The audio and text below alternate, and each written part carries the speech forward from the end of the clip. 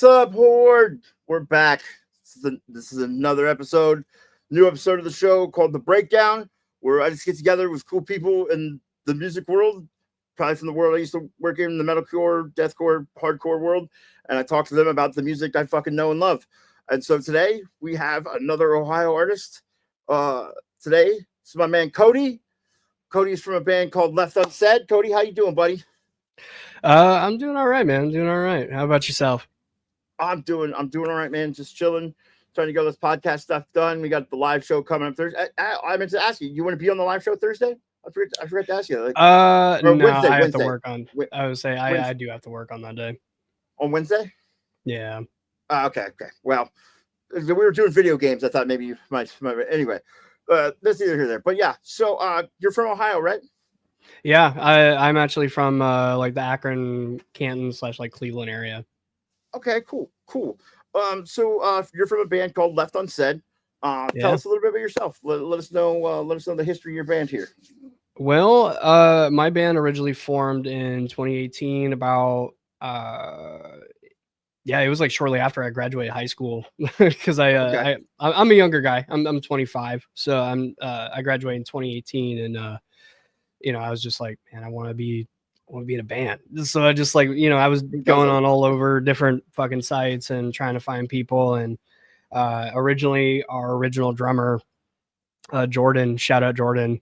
He was on a site called Band Mix, and we just started talking because we had very similar like influences. And he was like, yeah, I kind of like know this guitar, like person who knows how to play guitar and stuff. And I was like, okay, because it was like me and a buddy who were trying to form a band. It was going to be like a metalcore project originally. It was be like the two vocalists, like a singer screamer thing.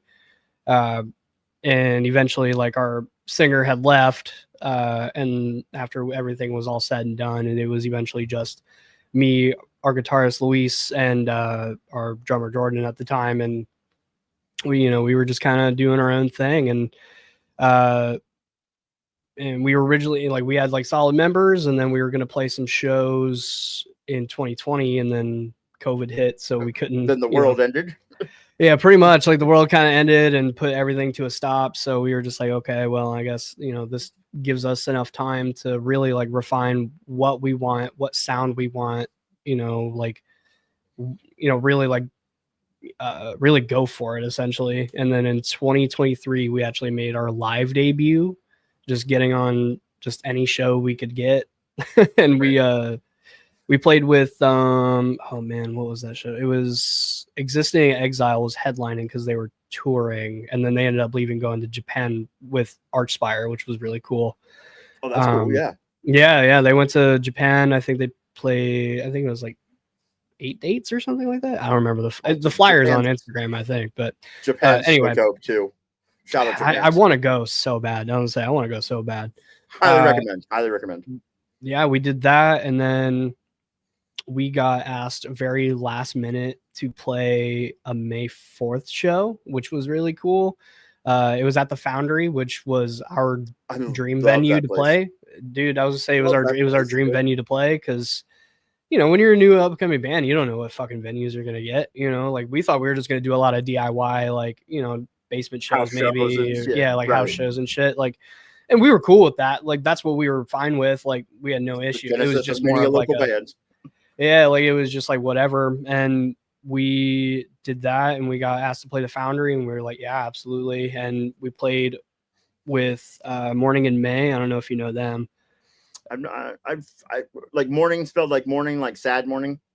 No, morning as in like good morning. Okay, yeah. Maybe I'm thinking of a different band. Anyway, go ahead. But I'm pretty sure that's how they spell it. But yeah, we were playing with them. I think it was the Firmary, and then Asava. I don't know if you know who Asava is, but I'm not. They're a pretty sick band. Yeah, they're a pretty sick band. I think in 2022 they played at Ink at like one of the local stages, so it was pretty sick. Yeah. We played that show, and then shortly after that, our guitarist had broke his hand. He couldn't play guitar. Of course, it was his strumming hand, so it was his right hand, so he couldn't play, and that kind of put us out.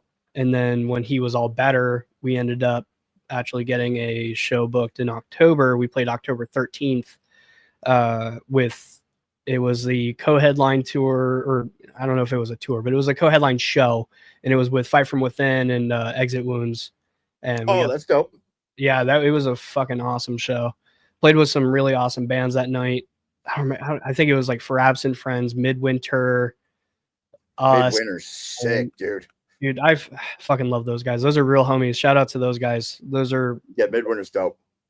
Yeah, they're seriously awesome. Love those guys. Yeah, we played that show, and then man, we kind of just like hit the gas from there. We had a small break, and then we hit the gas in 2024 in the first half, and we've been kind of just nonstop there. And our drummer ended up leaving, sadly, and we also parted ways with our bassist as well. So now at this current moment, it is just me and my guitarist Luis at this point.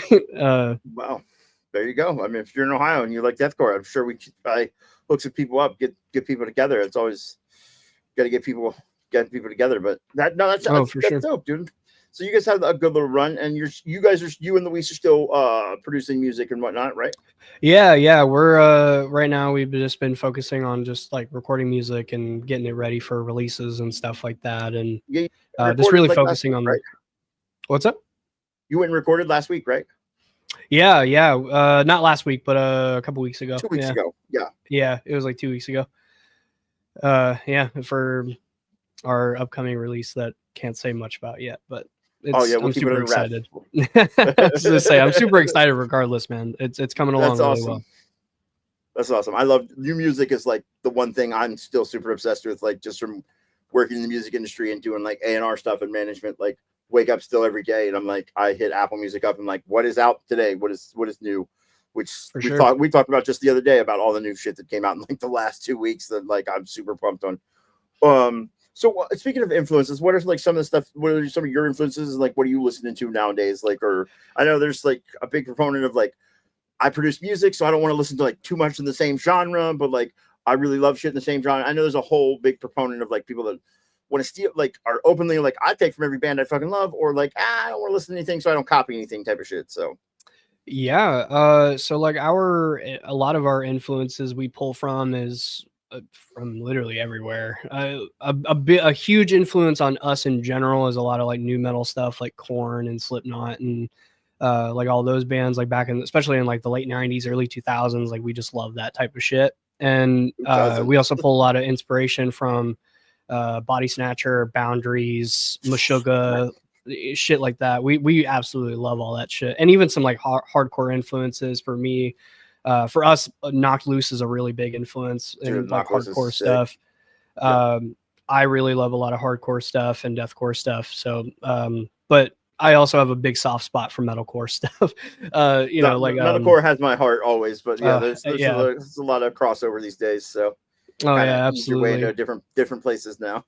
Yeah, and like especially when I first started learning how to scream and stuff, like For the Likes of You was a huge influence on me. Dude, Austin Dickey in general. Yeah. Shout out. I want to get somebody like Austin Dickey on here like sometime. Like shout out Austin Dickey. Like I swear anybody knows him, please put me in contact. I love that man. For sure. I'm sure you could just DM him, to be honest. He'll just take a while, but he'll get there.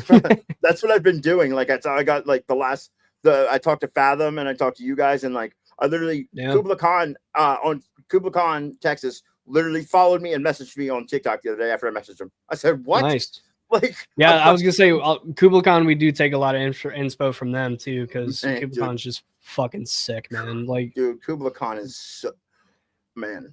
That last album that they just came out with, it came out September 20th, and I got my Apple Music, just my Apple Music replay thing at the beginning of December. I had listened to that album 98 times. It came out September 20th. Like, dude, it's just so good, bro. Like you can't beat it. Like the thing is, like, you just can't beat a band that literally just tells you on how simple they are. They're simple, but they're fun, and that's literally their whole point, is just to have fun and fuck each other up in the pit. And I love that shit, dude. Simple ingredients, like carried out to the perfect level. Like it's most simple ingredients they could have, but carried out so perfectly that you can't even complain about it. Like you can't be like, Yeah. oh, there's only bass and drums for 3 minutes here. Like it was really good the whole time. I don't care.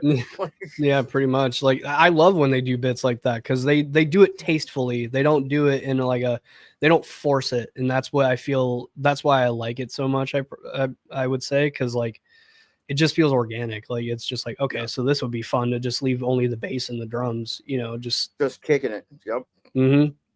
Like Matt Honeycutt has one of the most interesting voices I think in all of metal For sure. and like literally like is the craziest coolest dude from everything I've ever gathered about the dude, and like also has the best pit cow of anybody in the game. I don't care what he fucking said. The man literally said, I want you to turn somebody into guacamole and tell me what it tastes like. Yeah, that shit's so funny. God damn. Well, and it's so cool too. Like he just has that influence. He just has such a commanding presence on stage, man. He just has it, and when people have it, and that he's one of them, man. He's got it for sure, and that's just he could tell me to go and like rip my shirt off and throw it in the lake, and then dive after it and stay under the water for 2 minutes, and I go do it just because he told me to. He just has that commanding presence. He does. It's hilarious. When you talk to people, like you would think, like I'm 6'6", 300 pounds. You would think Matt Honeycutt was my size. I'm like, he's definitely not. He's not that big. No. And I was like, people were like, he's just like a big, intimidating Mexican. And I was like, he's not Danny Trejo, dude. He's actually Filipino and is like 5'9". Like, so, like, he's jacked. Yes. He's jacked. He's a jacked motherfucker too. But he lives a very simple life too. I watched. I think he's. Go ahead. He still lives in a camper. And shit, like, probably, Florida, yeah. I wouldn't be surprised. I mean, he also does like tattoos and shit on the side when they're not touring. But he works in a tattoo shop and just like, lives in a camper and like in somebody's backyard in Florida, and like the movies with Matt Honeycutt shit he does. He's the funniest his movie. I would say his movie reviews are really funny, but also like real as fuck. Because like some of them, I just like, I agree. He does not pull any punches too, but it's hilarious because like he takes himself just serious enough that like he can command crowds like that, but not serious enough that he's an asshole. Like absolutely. Like, he keeps it 100% real. Like I've heard him tell crowds like, listen. I need all your energy right now because I'm not about to walk off this stage and in 3 minutes and come back up here and start playing. We're done after this, so let's go. Like he's just real. He's just a real upfront dude, and I think a lot of people really respect that, and including myself. I really respect that shit. Just tell it how it is, man, because not everybody's gonna do that. Yeah, I try to be that way, man. He's a fun dude. There's a lot of really fun people in the music industry, and I think like. If you see on stage, you would think one thing, and you see them off stage, and I'm like, they're cool dudes, and they can obviously command a crowd, but they're so ridiculous. Like people like we talked about Tom Barber earlier. Tom Barber's one of the most ridiculous human beings off stage. He's like, but he's so smart and he's so fun, dude. Like it's just he's a very intelligent person for sure. Super intelligent dude. Like it's like into some crazy, awesome, esoteric. Like I've heard him talk, and I'm just like, I want to talk to this man. Like it's fucking awesome. Yeah, so, absolutely. It's fun. Like all the people, like I got a lot of touring experience and got to do stuff in the music industry where I got to meet a lot of my favorite bands and like become friends with them. And like now, like I have a whole generation of new bands where I'm like, now there's new people I want to meet. I want to meet more people. Like, for sure. That's what this leads to. But I get to meet awesome people like you and Kyle. You know what I'm saying? I appreciate that. Just like it's been fun, man. Like it's been good. You know, we talked for a half hour before we even started this. Yeah, we were just kind of yapping. No. Yeah, but sorry, don't mind me. My cat's trying to get up on my desk. Oh, the cats are every podcast, people's cats are always trying to intervene. Like I'm telling you. Well, I got 3 cats, and 2 of them are one's in the cat bed right under me, and then there's one in the cat tree, and then one's trying to get up on my desk. So there's always an attention for one. Oh, she is.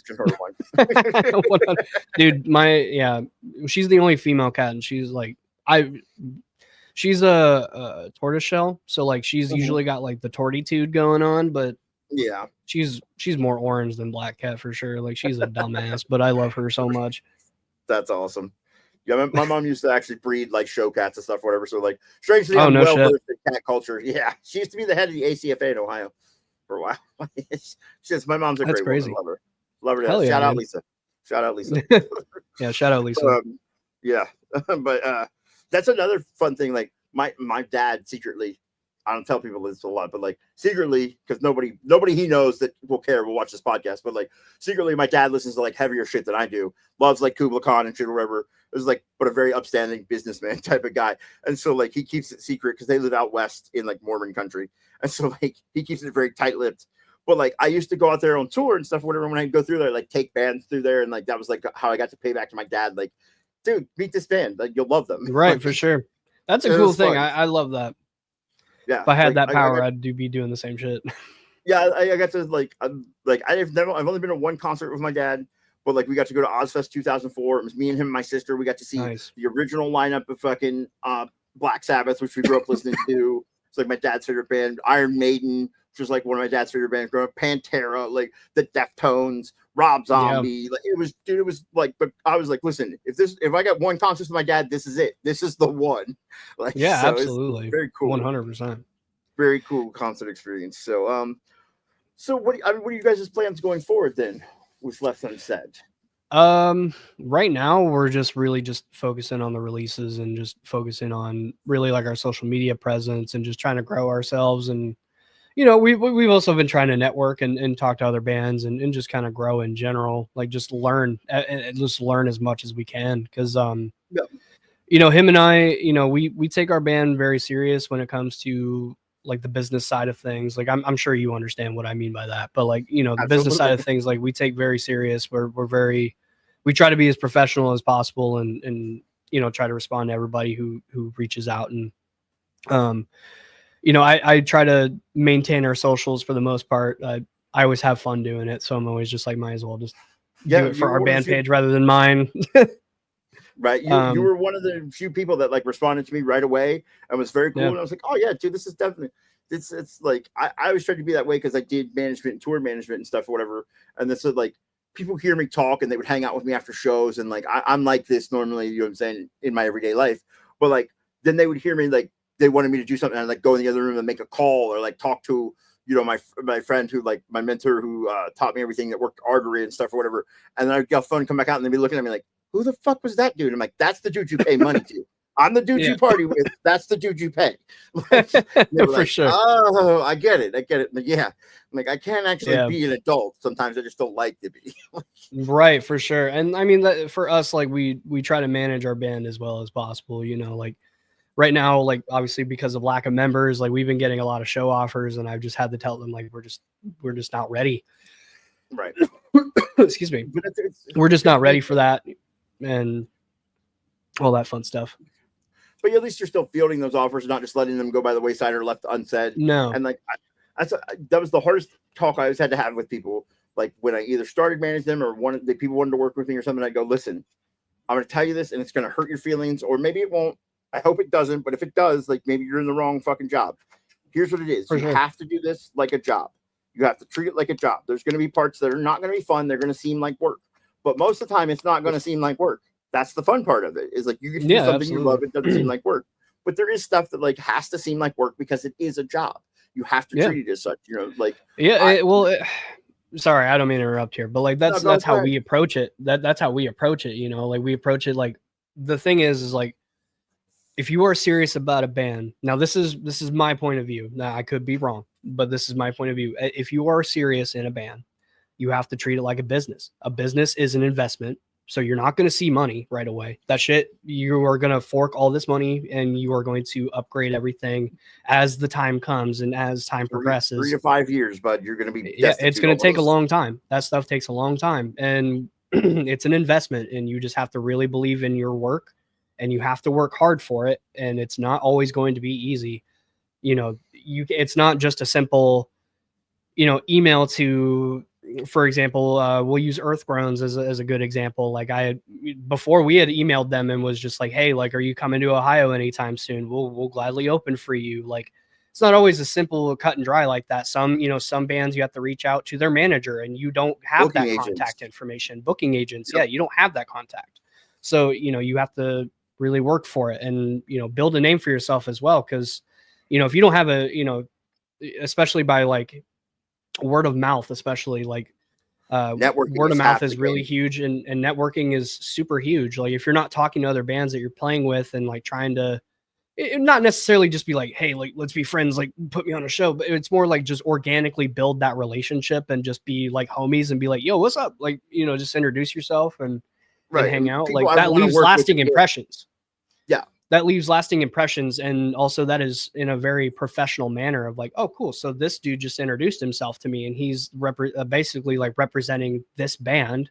So next time we come to town, if they're not going to be on the road or if they're not playing a show already, let's ask them. Like that's how it's how you build relationships. Yeah. The You know what I entertainment mean? industry Like, is very much a nepotism industry of like, it's who you know. Like that's why I used to tell people, I'm like, you don't pay me as a manager for anything, but for the contacts in my phone and the fact that I'm friends with these people, and I can call pretty them much. and I'm friends with you, I'm friends with them. I can put friends together. That's my job. Like in a nutshell, in its simplest form. You know what I'm saying? And it's like, Yeah. that's how I started out. I literally said I started out throwing shows, and then I said, this sucks. This is a thankless job. I know enough people, maybe I could like learn how to do management. And I went to people and was like, I don't know how to do this. Show me how to do this. And like lucked out and caught a few really cool people. And like at one time could have possibly had like, got, you know, because like back in the day, like when the Artery Foundation was a thing, right? Like you could get a band signed to Artery and you could become like an Artery day-to-day manager for that band, and then get another Artery manager, and like you would essentially work as a contractor through Artery. That was like that was like the pinnacle of like, I want to, well, that's what I wanted to do. You know what I'm saying? When I was 23 or 24, that's what I wanted to do, dude. Like I watched all my friends get signed to Artery and like, oh my God, this is what I want to do. And I got my first band signed to Artery after like so much work that taught me a lot, but like it was intentionally made harder for me. Not harder, but it was intentionally like I was shown through a whole process. So I learned a lot. And then once I got to the doorstep, the dude who signed it, who was the president of Artery, or was about to be the president of Artery at the time, literally said, listen, you could do this. And I could give you that Artery email address and whatever. Or you could like be good at what you do, like I think you could be, and go do this on your own. And I was like, what? Are you serious? After 6 months of this? And he was like, dude, I think you can do it. And I literally like abandoned that first band. I got him signed and then handed him over and said, okay, and went and did my own thing. And I'm happier for it. Like I'm glad I did. Yeah, and as you should. And you know that's a decision you also have to make on your own too. Like it's more of just giving you that push of like, look, I truly believe in you. Go do this, and I think you can do this. So here you go. And you know here's another thing too is like the scene in general, I should say, especially in our scene, like the Northeast Ohio scene, is very welcoming and very open. You know, everybody's always so fucking cool with each other and just trying to help each other out. Like, I could shout out so many of my fucking homies that I have that are in just so many different bands, like Frabs and Friends, Unhealthy While Unhinged, and fucking Dreamwalker, Midwinter, all those guys. They're all fucking amazing. They're all very helpful if we need anything. Like they're, you know, they lead us in the right direction if they don't have an answer for us or anything of that sort. Featherweight's a really good example of that. Shout out Richie. He's actually our producer, funnily enough. He's the vocalist for Featherweight. But he's super big homie. Also, this is the cat, by the way, that keeps trying to get my attention. Look at her. Yo, one of the last bands I got signed was from Northeast Ohio. Oh, nice. That's awesome, man. I love that shit. Northern Ghost. Oh, no shit. Okay. Yeah, I've heard of them. Yeah, that's me and Gabe, my business partner at the time, Gabe Valdez, who like shout out Gabe, who was way cooler and way better at his job than me. But like he helped get Asking Alexandria signed and stuff or whatever. But like we went to Tragic Hero and like told him about it, and like I was part of the process right from the very beginning. And like, you know, Tony, the lead singer of Northern Ghost, who was, I mean, they were Set to Reflect before, so they were already kind of known. But like literally like Set to Reflect was big. They kind of went away, and then like they came back as Northern Ghost, and like I'm still so proud of that whole album, like, and everything that came out of it, and those dudes. Like, I love those. Shout out those dudes for sure. I just thought about it. I'm like, they are from Cleveland, shit. Or the Cleveland area. Like, I know Tony worked up there and stuff. So in the recording studio, Fox Studios, I think, or something like that. Yeah, that's right. Yep. So yeah, man, it's cool, man. It's a very cool thing, especially nowadays, because everybody is just so welcoming. I can even quote my buddy JD, who's the drummer for Dreamwalker, and he was like, man, before COVID, like he's like, I'm not gonna lie to you, this scene fucking sucked. Like there were so many bands that were just so out to get each other type deal. He's like, now ever since COVID, all those bands that were really shitty just kind of dissipated for the most part, and everybody's just been so open and so All the cool. cool people came back and kind of banded together, and that's it's been like, cool. I was lucky enough that like when I got into the scene was like when the Columbus scene was really starting to blow up. You know what I'm saying? When like Attack was starting to get big, and like, you know, you had My Ticket Home, and you had like, I used to manage Doshi Road, which Cam from Beartooth used to be in. I used to manage Settle the Sky, which was, I mean, I'm from Cleveland. But there was another band called Here and Cycle. They were from Columbus. They were kind of big. And like, there was all these bands that were like, I threw the very first like Moss the Flame show. So like, I just watched all these bands all of a sudden in like 6 months become like a whole, like the core of the scene. And I was like, these are all my friends. These are people I know. This is amazing. And that's how I feel. Yeah, that's how I feel about all, you know, all my homies. Like I just mentioned, like, you know, also Dead Cassette too. Like everybody's been like blowing up. So essentially, like in our scene, in our region in general, and I'm just so happy to see them fucking blow up. Like they just deserve it, man. They make amazing music, and you know, I just love to see everybody win. You know. Yeah, no, listen.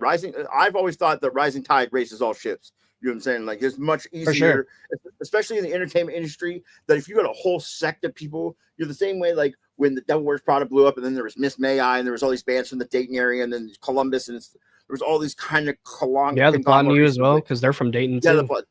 Well, they're from the Findlay area, but like Findlay area, yeah, but it's close enough. The drummer in the Plotting You is from the first band ever got signed, from a band called Death of an Era. Nice. They're from Columbus. But he's now shout out Michael. He's the drummer for the Plotting You.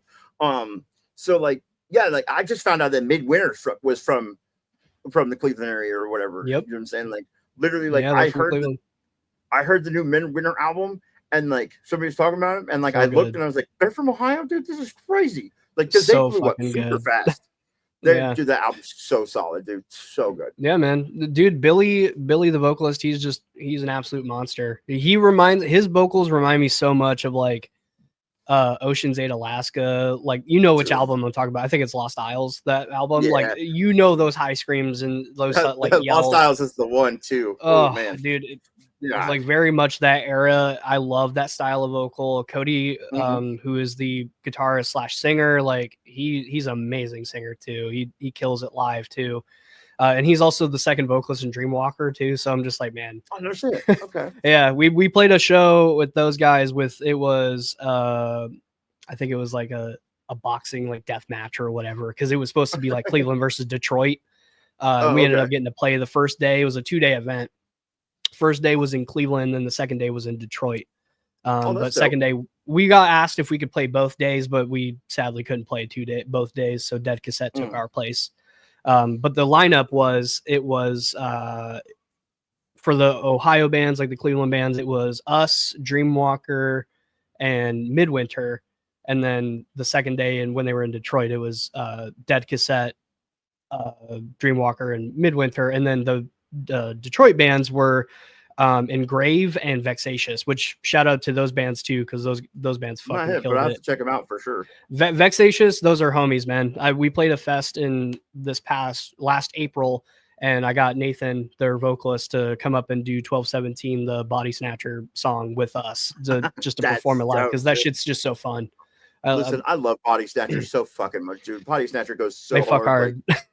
Like, I'm telling you, listen, that last EP they did, like, woo-wee, bud, like that fucking Human Disdain and fucking Murder 8, like them songs are on repeat, bud, like that. Yeah, man. And the thing is, like, it talks about a lot about, like, you know, some pretty fucking, you know, listen, pretty sensitive stuff. Shout out the craziest call out in any fucking metal song ever.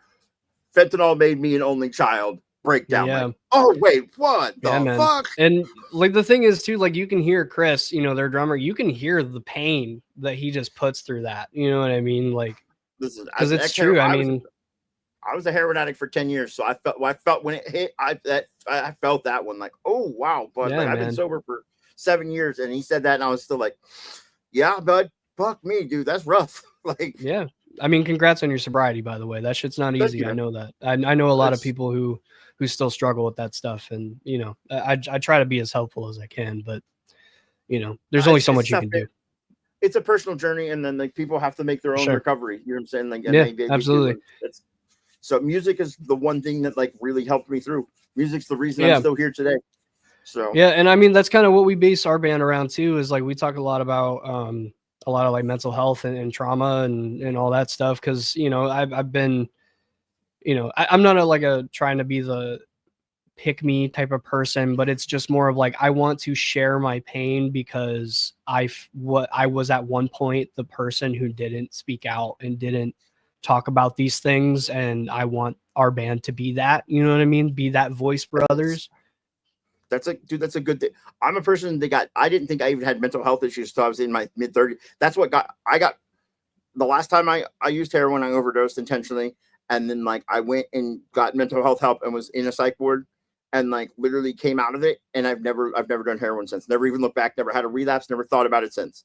And like so, mental health I've tried to take seriously since then, and like is a big proponent for me to see if my life is going good, well or not, is based around my mental health. So people who take that seriously, like I respect it. And like I literally got to see firsthand things in music that like mirrored religion type things, where like, you know, like I got to see on Warped Tour, like seeing like Garrett Rapp from the Color Morale come down and talk to 1,000 kids, and every single one of them kids leave there crying, and seeing those kids' lives change, seeing them 6 months later, and then being like, I talked to Garrett that day and I fixed this problem and I got mental health help, but I quit heroin, and like all these things where it's like, whoa, what the hell? And that's kind of like, that's, you know, that's kind of like our goal, man. Like that, you know, I don't care on how fucking big we get. It's just more of the people that do latch onto our music and listen to us, you know, that means a lot to me, because, you know, I'm talking about a lot of like very sensitive stuff that I don't really talk about a whole lot to anybody else other than like a therapist and my partner, you know what I mean? Like, and you know, I'm essentially making myself like as vulnerable as possible to help people like understand the message that like it's okay to feel that way. You know, it just, I would always condone to, you know, go get help and just go see someone, or even just start reaching out to people when you feel like that. Talk to somebody, yeah. You're just talking to somebody, you know, especially like we're in the month of June, you know, and in the month of June is Men's Mental Health Awareness Month, and also Pride Month, and you know, those two things kind of go hand in hand with mental health in general. And it's a very scary time. And I always try to tell my friends, especially who are men, you know, just like, dude, it's okay to fucking talk about your feelings, bro. Like, it's really not that, it's really not as belittling as you think it is. Like, it's actually like quite freeing, and it makes you feel better. Like, it really does. Yeah. So I'm just a huge advocate for type of shit like that. I agree. Me too. And like, I absolutely, my sister is a mental health professional. You know what I'm saying? Like, it's good like, on her. Yeah, like she's an amazing. I come from a pretty amazing family, so I'm pretty proud of all of them. As you should be. Yeah, like, you know, she's a big proponent of all that too, and like so getting mental health help myself and seeing the change that it made in my life and helped me get through the darkest times in my life, that like where I would be dead today if I did not have those if I didn't have like music, if I didn't have mental health help, if I didn't have people to talk to, and have a good family that like has stood by me, that has been that proponent of like, you can talk to me, we're here to help you, like that most people don't have. Like I'm lucky enough to have that. And like I tell people, like, even if it's like, I tell people, even if I am like mad at you, like if you're having a mental health issue and you genuinely need help, like I will talk to you and I'll give you the best advice I can. And like, because yeah, man, I personally had a best friend die that I was very close to, and like was a big proponent in finding them dead. And like it fucked me up for a long time. Still probably does to this day. And it's been 23 years. And so like to look back, like I don't want to do that again, nor do I want to have anybody go through that or see anybody else go through that. So for sure, man. And you know, I'm sorry for your loss too. That's, you know, even though it's been, like you said, 23 years or something, that grief is not linear. That's something I've really been trying to learn right now, because earlier this year I did lose my best friend to suicide. He took his own life. And you know, that shit has been really hard on me, and I've been trying my best to, you know, just grieve as best as I can, and try to communicate how I'm feeling, you know, instead of what I used to do when I lost people, where I would just kind of shut myself out and you know, not talk about anything, because, you know, I always felt like my burdens were never meant to be for anybody else, and I didn't want anybody else to carry my own type of burdens. And because I always felt the need to like deal with them on my own, and like it's only for me to carry and all that stuff. But in reality, they're not carrying your burdens. They're just taking the weight off of you, and they're trying to help you through it and help you process it, instead of just putting it all in like a ball and then just leaving it on your back. You know what I mean? Right. Because eventually that ball just gets bigger and bigger and bigger until you just collapse because you can't take it anymore. Right. I agree. And that's a big proponent. And like music, I think, is one of the best outlets to that. And I think it's being used more than ever, I think, for things like that. You know what I'm saying? Like, even just in the music industry, like, we've had a lot of losses just in the time that was in the music industry. You know what I'm saying? Whether it was Mitch Lucker or like Kyle from We Came as Romans, who I knew. Yeah. You know what I'm saying? Like, all those sort of things where it's like, even if those weren't mental health issues, they were kind of somewhat like Mitch's was like, he was, he had a drinking problem, and like, he made bad decisions, and like, obviously horrible things happened, and like changed an entire scene of an era of people. You know what I'm saying? And yeah, so, for like, sure. In hindsight, like looking back and thinking of that now, like the way music is being used, like in an advocation of that, I think is admirable, and I think is not that like music has not been admirable before, but like it's a good step in the right direction of like using it in a way where people aren't just like, oh, it's heavy music, it's got to be about nothing. Oh yeah, for sure. I mean, fuck. There's even some like really heavy bands that like, Larcinia Rose, a really good example. I actually just recently watched an interview, and one of their songs is literally about his anxiety. Like, he just has crazy anxiety and has like panic attacks and stuff, and that one of the songs is literally about that. And people don't realize that. Boundaries talks about anxiety also, all the time. Connor talks about having the reason he sings is because he has anxiety. Like, that's what all his songs come from. Yeah, and Matt, their vocalist, like, he talks about a lot of internal stuff that he struggled with in the past. Yeah, he's talked about a lot of stuff that he struggled with in the past for sure, and it's really respectable because I remember a time when fucking talking about mental health was taboo. You know what I mean? Like, talking about your feelings, especially as a person who is mask fronting or masculine in general. Like, I grew up in a family where it was like, fucking cry. You're a man. You don't cry. Right. Suck it up, buttercup. Yeah. Suck it up. Like, just deal with it. And, as I'm getting older, it's like, I'm trying to break that generational stigma, that cycle. Stigma. Yeah. Break the cycle, essentially. Yeah. Yep. And it's been super helpful for sure.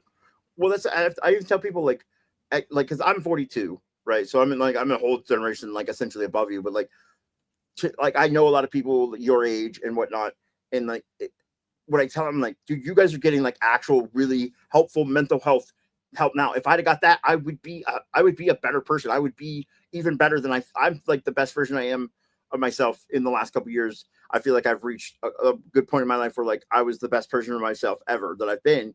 And like with mental health, if I got mental health 10 years before that, like I would be further even than that, because like I would have dealt with a lot of issues, whether it was my friend dying, drug addiction, things like that, much sooner. And I think I could have then chosen to better myself. Like, that's now like what I do. Like, the podcast stems from Curse Designs, which is my company. And like I do graphic design and I do a clothing company. And like the part of the clothing company is like just creating art, and like every time somebody pays me and I see somebody in one of my shirts or something, like to see that happiness on somebody's face of wearing something that I created is like, oh dude, there's nothing better in the world than that. Like, there's not a drug in the world that can touch that feeling.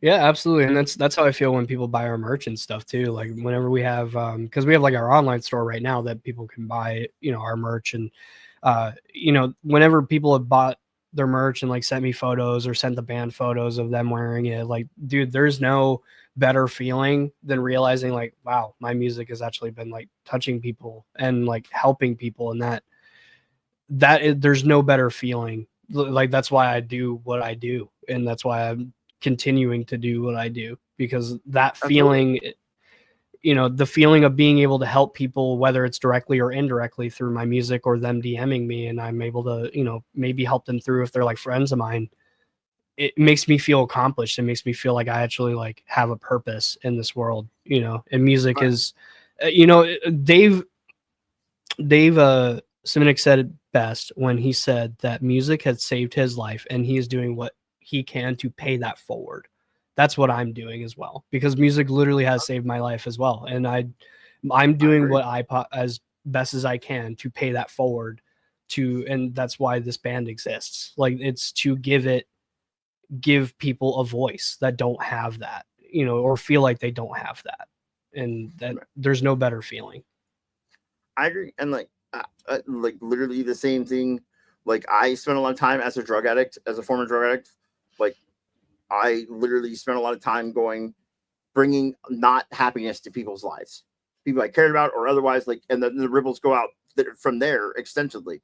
And so it's like now, like even with my art or anything I do, like I try to bring joy to people's life as best I can. You know what I'm saying? Like just the little joy I see people getting off from showing up from the live show where we debate about stupid shit about top 10 lists every week. Like the amount of happiness I've seen people tell me they've had enjoying those shows is like, there's not an instant gratification moment in my life that ever will compare to that fact of like, oh dude, 100%. that's amazing. Like, so it's why I love performing too, man, because performing, you know, like I get in this weird like flow state. Like I'm a very anxious person. Like right now I'm like currently shaking my leg because I'm a functioning person that has anxiety. Like it's but anyway, but like performing, it's so weird because like when that adrenaline hits, like all that anxiety is gone and I'm just able to focus on, you know, performing and doing my thing. But you know, being able to look out into the crowd and see people, you know, smiling or banging their heads and like making stank faces or whatever, like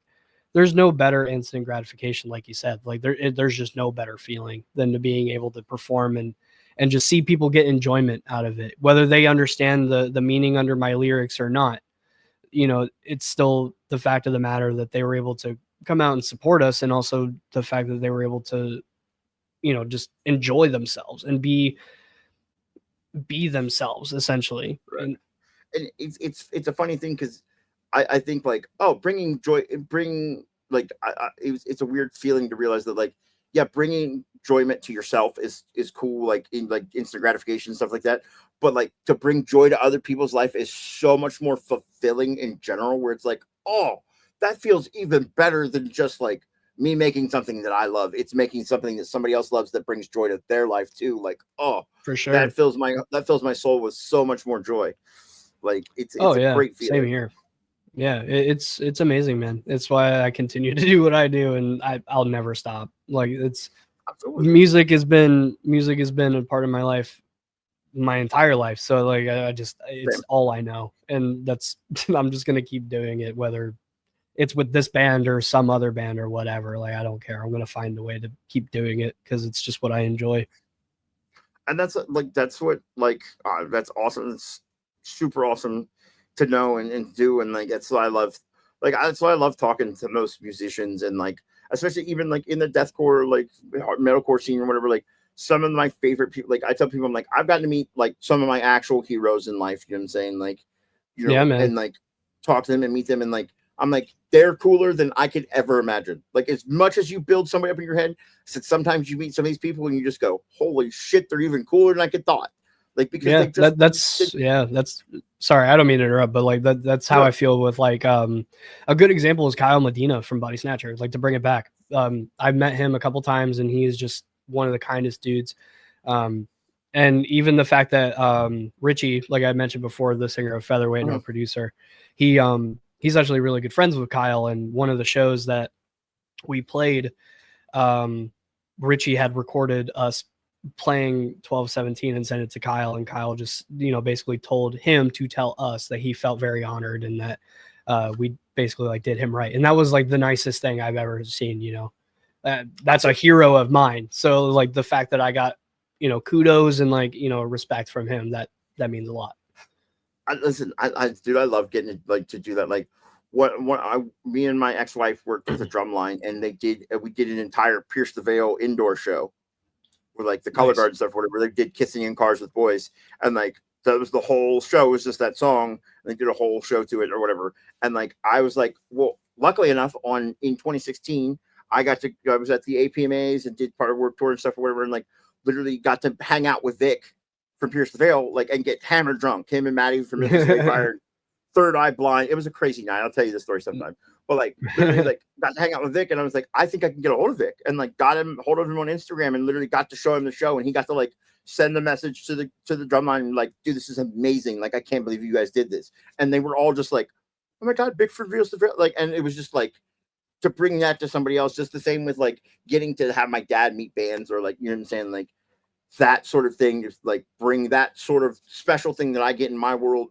to somebody else where they're like, it's amazing. Like I can only imagine like getting to and it's how it's how I feel about like my heroes too, you know. Like I've met a couple of them, and you know, I won't say names, but one of them was not I'll tell you after the pod, but it was I was very disappointed to say the least. But all my other heroes for sure. But I mean that's just the world, and you know, I was a lot younger then too, so like, you know, it is what it is. But now I'm older and I just don't give a shit. But you know, nowadays it's like I've met quite a few of my heroes that I would consider heroes, you know, for vocals especially, you know, like not like face to face, but Austin Dickey, you know, to go back on that, like I've been on his streams and stuff. Him and I have talked back and forth, and he's checked out even like vocal covers I did for his songs, like when he was with For the Likes of You, and like to get that type of stuff is super cool, man. He's just super funny, and you know, same with Kyle Medina, you know, with his kind words, and you know, it was just amazing, you know, and I just love all that shit. That's what I want to do in the future, you know. If for any reason anybody ever sees me that way, like that's just, you know, I don't want to ever be that, you know, the person that's just like a letdown essentially. Right. No, like I'm just grateful, you know. Absolutely. Listen, dude, like in what little experience I had in the music industry, like got to like, I was a person who knew famous, like mildly famous people. I had no right to be like anybody. And one time, like the first time somebody walked up to me in the middle of like a festival and was like, "Hey, are you," you know, and they said my name, and then they're like, you know, the manager for like so-and-so. And I was like, yes. And they were like, recognized me from some tour videos that I was doing. And I was like, what? Like me of all, like I'm pretty recognizable, but like they flagged me down. And then like, there was, you know what I'm saying? There was people that like, literally like I would get like, you know, because I was like tour managing and doing band stuff, so like, yeah, let me get the band to sign it. And you know, I take it, have the band sign it, and they're like, all right, you sign it too. And I was like, nah, dude, I'm a glorified babysitter. Like I'm really not anybody else. Swear to God, like my business partner's much more famous than me. Like you don't want my ad. They're like, no, please do. And so like I signed stuff with bands, and I was like, thank you. Like I'm really not anybody, but I appreciate that. Like by proxy, like you felt like I was special enough to like to do that. Like, yeah, man, I feel like a lot of like managers and tour managers are definitely like, you know, what you were saying before, I don't know if you were meaning it for this, but like it's a pretty thankless job, like in the aspect of like, you know, promoting, I think, of, like the crowd and like fans, you know. But like I'm sure with bands, I'm sure it was like a constant like thank you, but like with the fans, it's a thankless job because they don't realize that like what you do behind the scenes for bands is very different than what people just assume the band would be doing. You know what I mean? Yeah. I tell people, I'm like, yes, I'm a glorified babysitter, but I'm also the first person up. I'm also the last person to go to sleep. I'm responsible for an entire tour of people to get to where we're going, to get to what we need, to make sure we get paid. Like that's like how I kind of got like sent on my way, because everybody knew I'm a big enough dude. I can defend myself because I used to be a bouncer, and I'm a big enough asshole that like I'm not walking out of here with us getting not paid, and I will call everybody I know and blackball somebody. Like, so I was a big enough asshole that people were like, send him. We feel safe sending Tony with our band. He's organized and he's not going to take any shit. And I'm like, well, no, I'm not letting anything happen. And so like that was a lot of how I made it. But like literally, like I was like, part of it was me being good at my job, me being a big guy. But like at the end of the day, it was like, yeah, like it was a lot of work right up until it was like my off time was like when I got to watch my friends play every night on stage. You would say when I got to stand on the side of the stage and watch Texas in July play every fucking night and make weird faces at Adam Gray. Like that's what that was my off time, because like there's nothing else to like, nothing's going wrong at this point. Like I don't have to sell merch at the moment. Like I'm just up here drinking beer, hanging out with my friends. That was my off time. Sure. As soon as it ended, like now I got to make sure everybody's getting in the van. We're not too drunk to drive. We got someplace to stay. We showered in a couple of days. Are we paid? Do we have enough money? Here's your per diem. Like all these things like instantly kick in after that. But I'm like, otherwise, like it was a fun time. It's just, it's a lot of work, but not a lot of work. You know what I'm saying? But like most people don't realize what goes into, like, if you watch them, like I was lucky enough to get to watch Warped Tour get moved around sometimes. And it's like, dude, that's an entire city being moved every single day. Like, there's more people that showed up to Warped Tours than the city that I live in currently. Like, right, yeah, and for sure. they're moving that every single day all over the country. And like, just to watch that is magical. To think of how many people it took to just make sure people weren't dying and like shit wasn't going wrong every which way. Yeah, man. And like the logistics of it is insane. But like, if you have people that are good at their job, like all the way down the road, like most people don't understand it as a business is the fact that my job is to make sure that you can do your job. Your job is to show up and play and be a good artist, to make sure you show up and have the best night for all those kids. And then my job is to do everything else up until that point. And then the people above me do everything else above that point. And that's how it works. But most people don't understand the streamlining. That's why I was telling you before the show. I tell everybody, I said, the one thing I told every band before you go on stage every night is just don't suck. Just don't suck.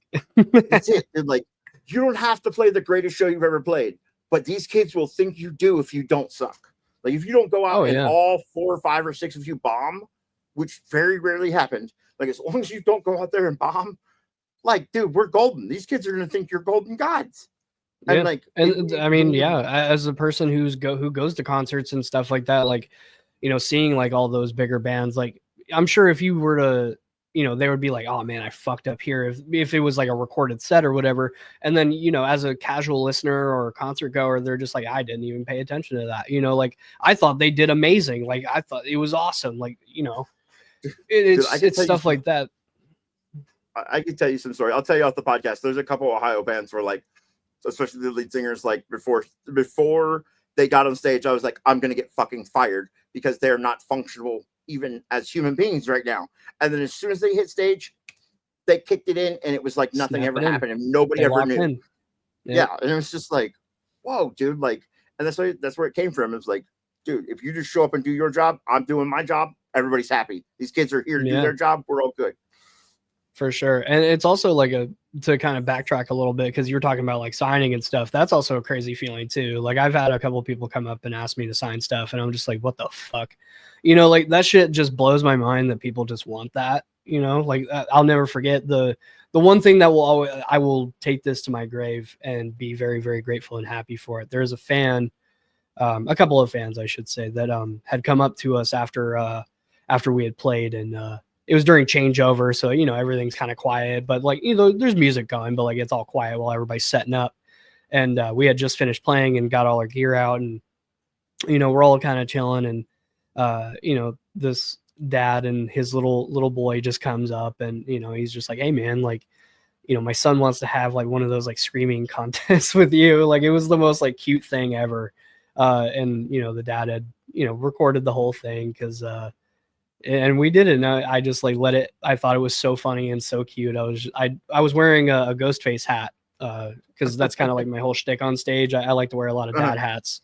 And I was wearing my Ghostface one, and I just took it off, and I was like, hey man, like, that was awesome. Thank you so much for coming out and hanging out. You know, here, I want you to have this, just whatever. Like, man. And I was like, you know, if you know, you can just have it, man, because that's cool that you even wanted to do that, and I'm honored, you know. And and later, eventually, the dad had come back to one of our shows, and with a silver Sharpie, and asked us to, like, the band, to sign the hat. And he DM'd me pretty recently, and he has in the little boy's room, in a specific corner, he's got I think it's like a picture, there's a shirt, and then there's the hat that's on the wall, and it's like a little dedicated area, like that. Yeah, it's so, that shit warms my heart, man. That's what I live for as an artist, to do stuff like that. Yeah, listen, people that get experiences, like, because like you, I'm sure, have had a bunch of amazing concert experiences where like you got to like play with your favorite bands and do those sort of things. And like, I think at a point in my life, I took that for granted, where I realized like most people don't get concert experiences like this. Like, I've been lucky enough, I've had really cool concert experiences my whole life growing up, just because like I had the passion for music. But like, I would take some of my friends to like go see touring friends in Ohio and stuff, whatever, like, and go see them and meet them. And they were like, dude, this is what you do every night? I'm like, yeah, dude.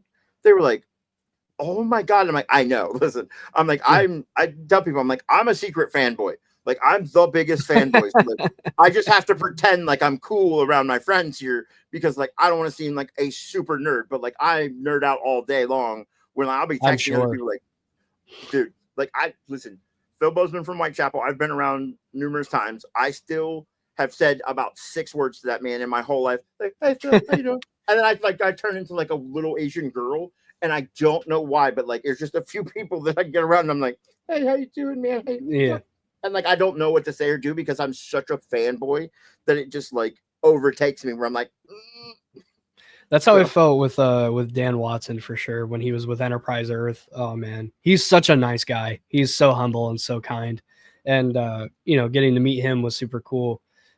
He's got like this. He had like this big presence on stage and like makes himself like seem a whole lot bigger than he is. But like realistically, right, he's like larger than life. he's like 5'7" or something like that. He's like 5'7", 5'8". Like, he's a smaller dude, and I didn't know that. Like, just because the way he portrays himself and when he's performing and getting to meet him was super super cool, man. Because I had told him that like he is one of something to remember is that he is the reason why some people are vocalists or musicians in general because of him in the band and that's that type of stuff. And he seemed kind of like shocked that I said that, but I was just like, I'm just being completely honest. Like you're an inspiration to a lot more people than you think, essentially.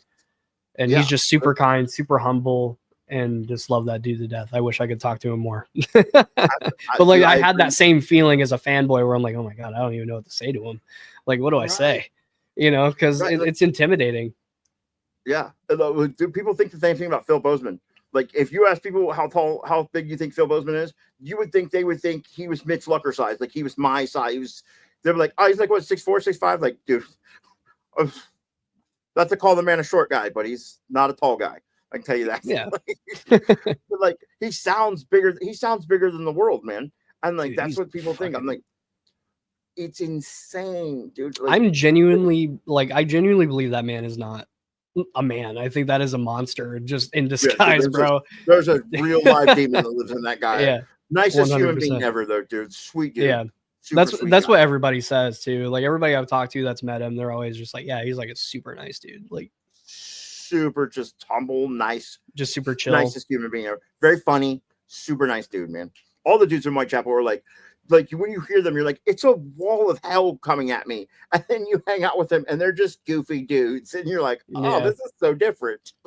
Well, I mean, that's just how it is with a lot of bands you see these days. Like, especially with like, Will is a good example from Lorna Shore. Like, he's just this golden retriever, like super silly dude. Like, he's just a goofball. And he genuinely seems like he lives his life like it's going to be his last. And he just has a good time for the most part. You know what I mean? Absolutely. I want to meet that man. I want to hug him. I want to give him a big hug, bro. There's very few. Like there's a few people I definitely want to meet. Tom Barber's definitely one. Like for sure. Man, I do Tom Barber. Will obviously like just there's a lot of like really cool personalities I think in the scene now. Like there's you know what I'm saying like 100%. Back before back in like the Whitechapel Suicide Silence Mitch like AK Chelsea Grin era like. People were accessible, but they weren't accessible the way they are now. Where like those dudes didn't really have personalities. Like you knew them if you worked in the music industry. AK, super nice dude. Mitch, I've talked to before he died. Like super sweet human being. Like Phil, obviously very nice dude. But like we're not as accessible as they are now. Where you know what I'm saying? Like people can just like I reached out on TikTok randomly, cold texted somebody, and Kuba Khan was like, "What's up?" I was like, I don't know, actually. What I was not expecting an answer. Like, I'm not sure what's up. Good question. On that one. Right. I'm going to get back to you on that one. I promise you. But like shit like that now is like, like MySpace people were like, oh, people are accessible. I'm like, not like they fucking are now, dude. Like, you know what I'm saying? Everybody's on lives and you just like talk to whoever you want, whenever you want. And like those walls have been broken down now where like people's actual personalities show, like stuff that you only saw, like, you saw like Chelsea Grin or something on stage, like it was just like, oh, you're like, they're very serious, very like those are dudes. And then you see them backstage and you're like, oh, these are fucking weirdos. Like they're super great dudes. And it's like, it's one of those things where it's like, oh, dude, like this is fucking super cool to see that out now where all these people are doing YouTube channels and stuff like that, and you see the personalities of people, and that's like I like doing shows like this where you get to see the personality of shit like this. You know what I'm saying? Yeah, like, absolutely. And I'm the same way. Cool. If I had a way to like, I shouldn't say if I had a way, because there's definitely ways, but like it's just like I don't know what I'd do for a show / like thing for myself, because I love to be goofy and like do silly stuff too, but like that's usually behind when I'm out playing shows or when I'm in the studio, like. But the thing is, like, I'm also a huge fucking nerd, so like I talk about a lot of stuff. Same. Like I'm a big like documentary nerd, so like I love learning about other bands that I love. Like Boundaries, they had their Death Is Little More documentary. I've watched that 3 times. I love that. Good, it's such a good documentary, and I good. love documentaries. I love bands. I don't know if you've heard of them. They are from Dayton, Denialist. They actually have like a small documentary. Love those guys. Those guys are super nice. I need to play with those guys. I used to be obsessed with all the band videos. Like Every Time I Die. That's how I became an Every Time I Die fan. Is because I watched the first Every Time I Die video. Shit Happens, and I was like, I want to meet these fucking dudes. Yeah. I didn't even like the music. I just wanted to meet the guys. And then like I've since got to meet them, and like Andy and Jordan are 2 of the fucking greatest human beings you'll ever meet on this planet Earth. Like I stood and have talked to Andy fucking to the point I was like, I actually have to go. Like, you know what I'm saying? Like I had shit. Yeah. Like, you know what I'm saying? That, but that's like, what you want, man. That's what you want, people like that. Yeah, they were just like the coolest fucking human beings ever. And it was just like, oh, dude, like so much so like I'm still super obsessed with it. Every time I have an Every Time I Die fucking tattoo on my hand. Like if you can see it, like the eye. That's on awesome. My hand. Yeah. Like so, like those dudes are like, I don't know. It's just like those videos, like the Boundaries one, like took me back to that. Like, I wish more people just did behind the scenes shit like this. Like even like the Tank the Tech stuff that he does with like Electric Callboy and shit, whatever. Yeah. Like I didn't really like Electric Callboy until I started watching those videos, and I was like, I might like these fucking dudes. These seem like really fucking fun human beings. It's so funny because I listen to Electric Callboy when I'm at the gym. Like that's like my time to listen to like other bands and like newer bands or that bands that I don't typically listen to on my day to day. Because like my day to day is usually just like MySpace deathcore stuff or like like the 2008 Chelsea Grin EP. Like I play that on repeat all the time. Or like or even like more recent bands like Psycho Frame. I fucking love that band. Psycho Frame, fucking. They're kind of MySpace deathcore era too. They have a lot of influences, and I think that's why I love them so much, especially with the fucking like Saint Anger snare. Oh man, I'm a huge sucker for that dodgeball. Like, bing, I can't believe that snare's made a big fucking comeback, dude. When people hated that snare for so long now, like let fucking Psycho Frame and Knock Loose use it and shit. Everybody's like, that's sick. Yeah, I love I listen to like Psycho Frame. I love Stray from the Path. I love that band so much. Yeah. The new Stray from the Past album, it's so such a good record. That album is Rising Sun will always be the best Stray from the Path album to me ever. Like that album from second one to the end is perfect. But like Craig Reynolds on this new one, holy fucking shit. Like his drumming, I already man's got chops, man. Like I already knew he had chops before, but like this one he really pushed it. Like he really pushed the envelope on this one. All of them, though. I mean, honestly, with all due respect. Yeah, absolutely, as they should too. Because I mean, even Drew with his vocals too, like he's just killing it too. Drew's one of the few people. Drew's right up there with Tom Barber. Where one, I wish I could scream like him because it sounds like it hurts. It's like so I don't know how it's sustainable. It's the coolest sound ever.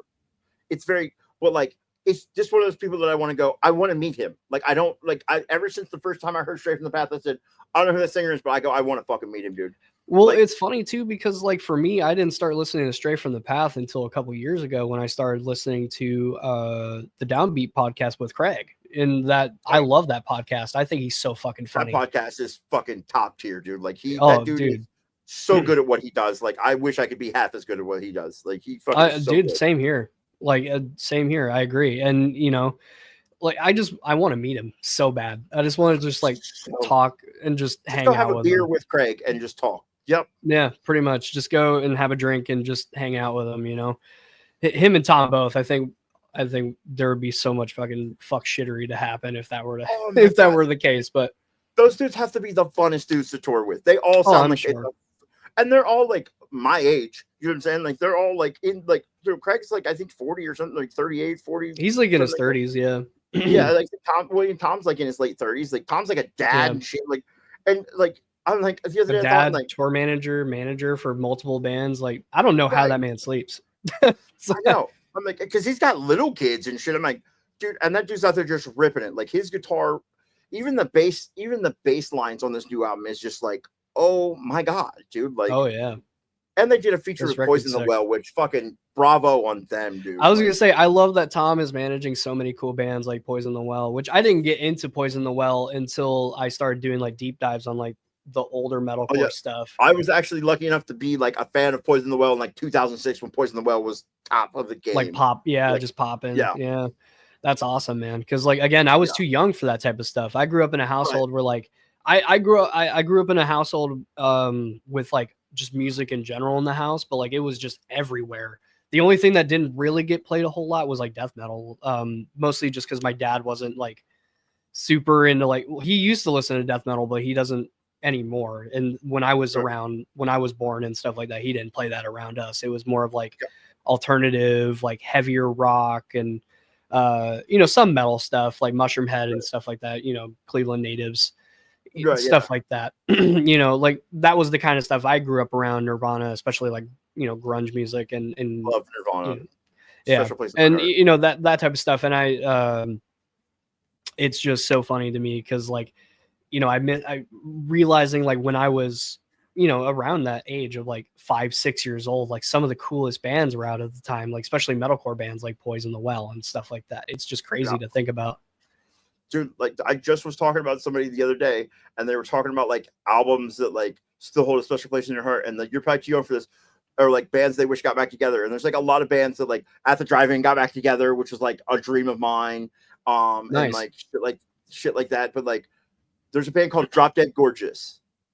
I have heard of Drop Dead Gorgeous. Yeah, listen, dude, the Hot and Heavy is still one of the top 5 best albums ever written. I'll fucking die on that hill every fucking time.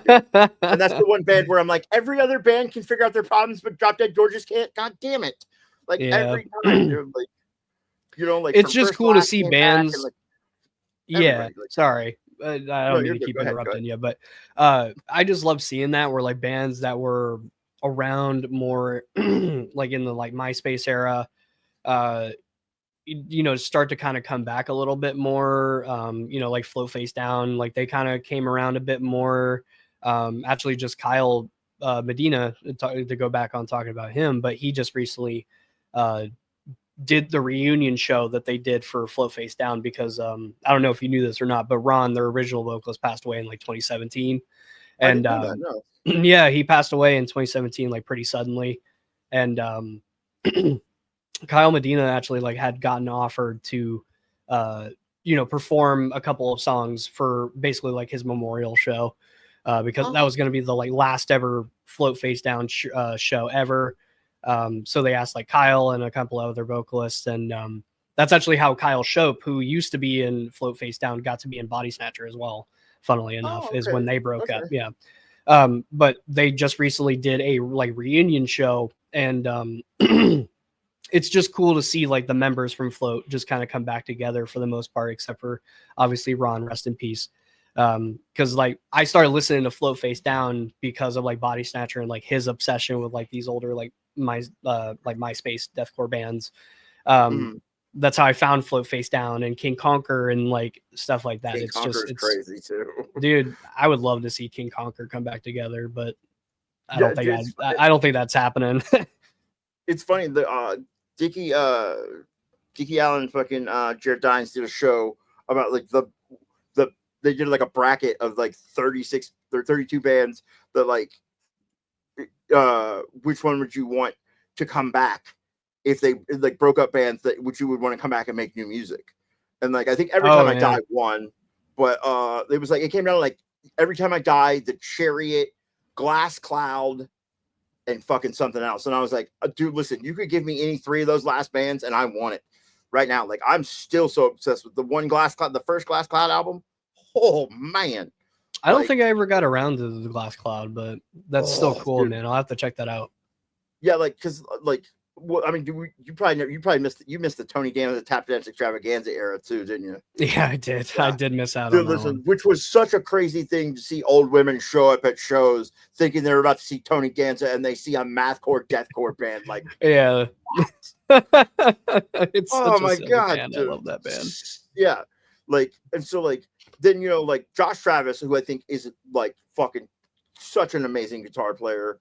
Like Huge. literally, Yeah. like, and I think Jerry, who was in Sky's Airplane, I think is a super, super underrated band, dude. Like, if you've never heard Sky's Airplane, I've just never heard of that band. listen, listen to Sky's Airplane. Not their EP, but the album. Oh my god, I forget what it's called, but it's got a beehive on the front. Like, Okay. listen, there's a song called Disconnect that could be one of the best like metalcore, deathcore, industrial songs you'll ever hear in your life. And it's got Jerry, who filled in for Austin when he left of Mice and Men. Like, this is like MySpace era bullshit. And then Jerry formed Glass Cloud with Josh Travis and all the dudes from leftover from Tony Danza Tap Dance Extravaganza.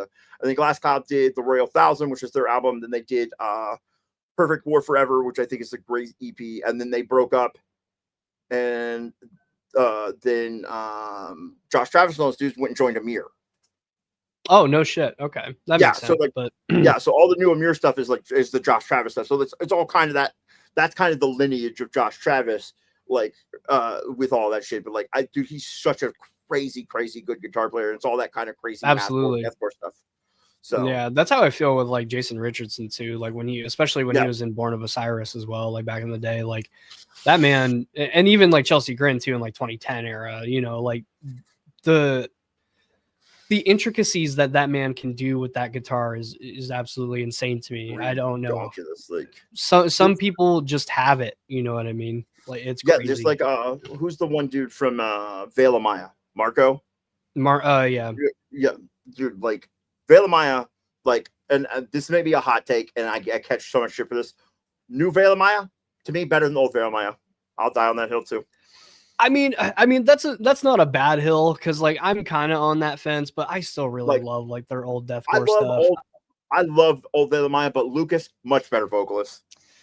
Yeah, I think for me, and also more of a nostalgia sake, because I started listening to the newer Veil of Maya stuff in like 2016. So like I was 16 years old trying to find new bands to listen to, and Veil of Maya was like one of the first bands I found, other than like For the Likes of You. I found Asking Alexandria that way, Of Mice and Men.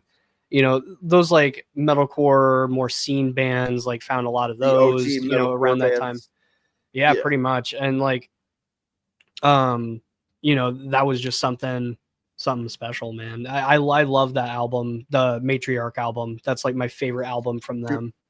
Listen, Matriarch is so good. The one after that, I think, doesn't get as much love as the one with the prophet looking dude on the front. What is it called? Mm-hmm.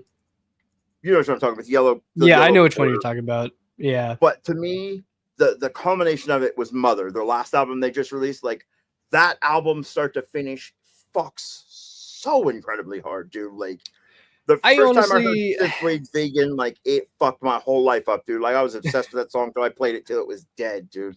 It's so funny because like I let my personal feelings get in the way of that, because I was like, man, they haven't released a new album in so many years. It's been a long time. Like the thing I understood was like COVID I understood, because like that put a hold on a lot of bands. Well, because they had half an album written. Like, do you know the story of all that happened? Not fully. No, I don't know the full story. Well, I mean, like, from what I understand is like they had half an album written. They had like Godhead and shit on it. And it had those other songs, Viscera, and some other songs. And like only two of them, Synthwave Vegan, and only two of those songs, Godhead and Synthwave Vegan, ended up on Mother. But it's because they were writing the songs, and they started writing the songs for Mother, and it kind of came together after COVID. And they were kind of like, this is a different album. Like, we can't put all of these songs on this album because this doesn't go. And so they scrapped what essentially was 6 singles that they had released over 4 years and wrote Mother. And like, I'm kind of glad they did. Like, to me, it's just a much better collection of songs. But just like, I listened to that album like as the Mother like lead up came out. Like, it just that album just speaks to my soul on a level that not a lot of albums do. For sure. And I mean, I'll give it another listen at some point in my life because, like, you know, but my personal feelings got in the way because I was just like, you know, there's all this hype. Like, I'm so hyped about the new Veil of Maya stuff. They were releasing singles like, you know, once a year, once every 2 years. And I was just like, They okay, did like cool. 6 singles in 4 years, I Yeah. think. And I was just like, they're just keeping releasing singles. And like, when is this album going to drop? Like, I'm waiting on it, man. Like, I'm waiting on it. And, you know, when I first listened through it, I was just like, man, this is just not hitting for me right now. I'm kind of disappointed. Like, you know, it was, to me, it was very like underwhelming of like what I was expecting.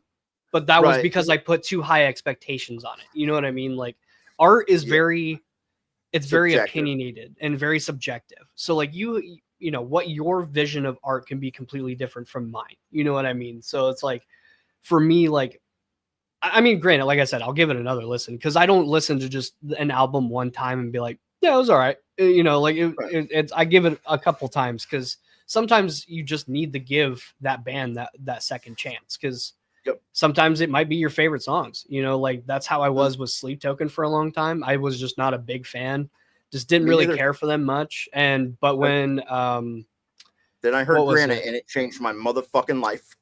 For me, it was Aqua Regia, and I was just like, no, that's okay. What it was. It was Aqua Regia because they released Granite and then Aqua Regia, and I missed the first two. They did the Summoning and Chokehold, or the Chokehold and the Summoning, and then they did Granite and Aqua Regia, and I caught Aqua Regia, and I said, I don't know what this is, but I don't know. And then I heard Granite, and I was like, I'm sold. I want all of this. Yeah, but I don't really like. Yeah, I kind of like Sleep Token before that, but like I'm not a fan of Sundowning or the album before that much. Like Sundowning is the production. Like This Place Might Be Your Tomb is very much a very repetitive album to me that doesn't say much. Like it says a lot, but it says the same thing a lot to me. But for sure. These last two albums, since I mean, I guess we can ride the Sleep Token wave because everybody's talking about Sleep Token. But like, listen, I Take Me Back Eden, I think is still the best one. But even in Arcadia, I think really. I was worried it was about to be a whiny Vessel album and was really worried like they just went full like My Chem, old like new My Chem emo bullshit. And like they fooled us and they released like the 3 most mid singles off of it. And then I heard Look to Windward and I said, oh, okay, that's some shit. That's some shit. That boy says some shit. Yeah. So, well, and my thing too with that record, actually, the new record is that I don't like Caramel. I don't like. Here's my thing. Here's my thing. As someone who I'm gonna kind of out myself, but I do work at a Spencer's. Okay, and Caramel got played so much, and also there's a lot of pop music that plays. Pop music plays a lot in general, and it's that same reggaeton like that same beat that gets so repetitive and so overused, and that I can't get behind it anymore. Like it's a cool beat, but I can't get behind it anymore just because I listen to that every day when I go to work. I hated that song from the second it came out. I mean, that's fair. I mean, but like for me, it was just like the second half of the song I'm fine with. But like that first half where part, well, obviously, like the shoegazy like, black metal part, obviously is good. But yeah, I love shoegaze stuff though too, because like the band called Delta Sleep, I love that band. I don't know if you've ever heard of them, but I've heard of them. Good fucking music, man. It's good chill music. You know what I mean? Like that band, I can put on in the background and I can clean my entire house and just listen to that. Especially their latest album. Like I just clean the entire house. I haven't listened to them much, but I'll have to check it in. Like. Have you ever had, let's see this, like, have you ever had a band, because this happened to me recently, where, like, you heard them, and, like, they came out, you heard the album, you're like, it is what it is, it's fine, like, it's not necessarily for me, because that happens to me sometimes, like, I have a backlog of music, I get caught up, and I'm just like, I'm not ready for it, it's just not me right now, but then, like, I fell asleep listening to music the other day, and all of a sudden, I woke up, and there was this guitar part playing, and I was like, what is that guitar tone? What is this? What is happening? And I looked at it and I was like, I know this band and I know this album, but I've never heard this riff ever in my life. And the band was the Great American Ghost. Oh, really? I love Great American Ghost, man. I just got hip to them. So cool. On the last album. But like, they're so cool. The song Forsaken was the song that was playing. And that's a good one. Yeah. I was that's a good one. And like the breakdown hits and the guitar part is just so dissonant. And like, I sat straight up out of my sleep and said, what the fuck is this? And like flipped over to my Apple Music and was like, oh, I have to listen to all this right now. Like I literally was 4 a.m. and was wide awake then. And all I did was listen to Great American Ghost for like 2 weeks straight. And like, when shit like it happens, I'm like, how did I not hear this? Like, and I was just like, For obviously sure. not music. I was, because I get obsessed. My problem is like, I always have a backlog of music because I find new music and I'm like, sweet, I have all this music. And then I get obsessed with one album. That happened with me with Darko. I've just been obsessed with Darko for the last year since Starfire came out, because Starfire came out and it's like 20 songs and I was just obsessed. And then all of a sudden I was like, oh God, I listened to like nothing else but Darko and Sleep Token this year. And then Kubla Khan came out and I got obsessed with Kubla Khan. And then all of a sudden more Darko came out and it was more Darko, and then more Sleep Token came out. And I'm like, fuck, I've not listened to anything else in a year. Yeah. I feel that. In a year. That's how I felt with I think it was in 2020 actually, when Polaris had released their album with Current's album. The one with Mortal Coil on it? Was it Mortal Coil? No, it's the one with Pray for Rain. That one. Okay, that's the second album. Their second album. Yeah, it's the one. It's with like the dude that's like on fire or whatever. Yeah, the first album is the one where I heard Mortal Coil and it fucking changed my existence. It's a great song. A great song. But no, that album had come out at the same time as the Way It Ends album with Currents, like around that same year. Yeah. I was obsessed with those two albums that entire year. I didn't listen to literally anything else that entire year except for those two records. Because Currents made a weird comeback too out of nowhere, kind of like. I love Currents, man. Me and my partner both actually love Currents.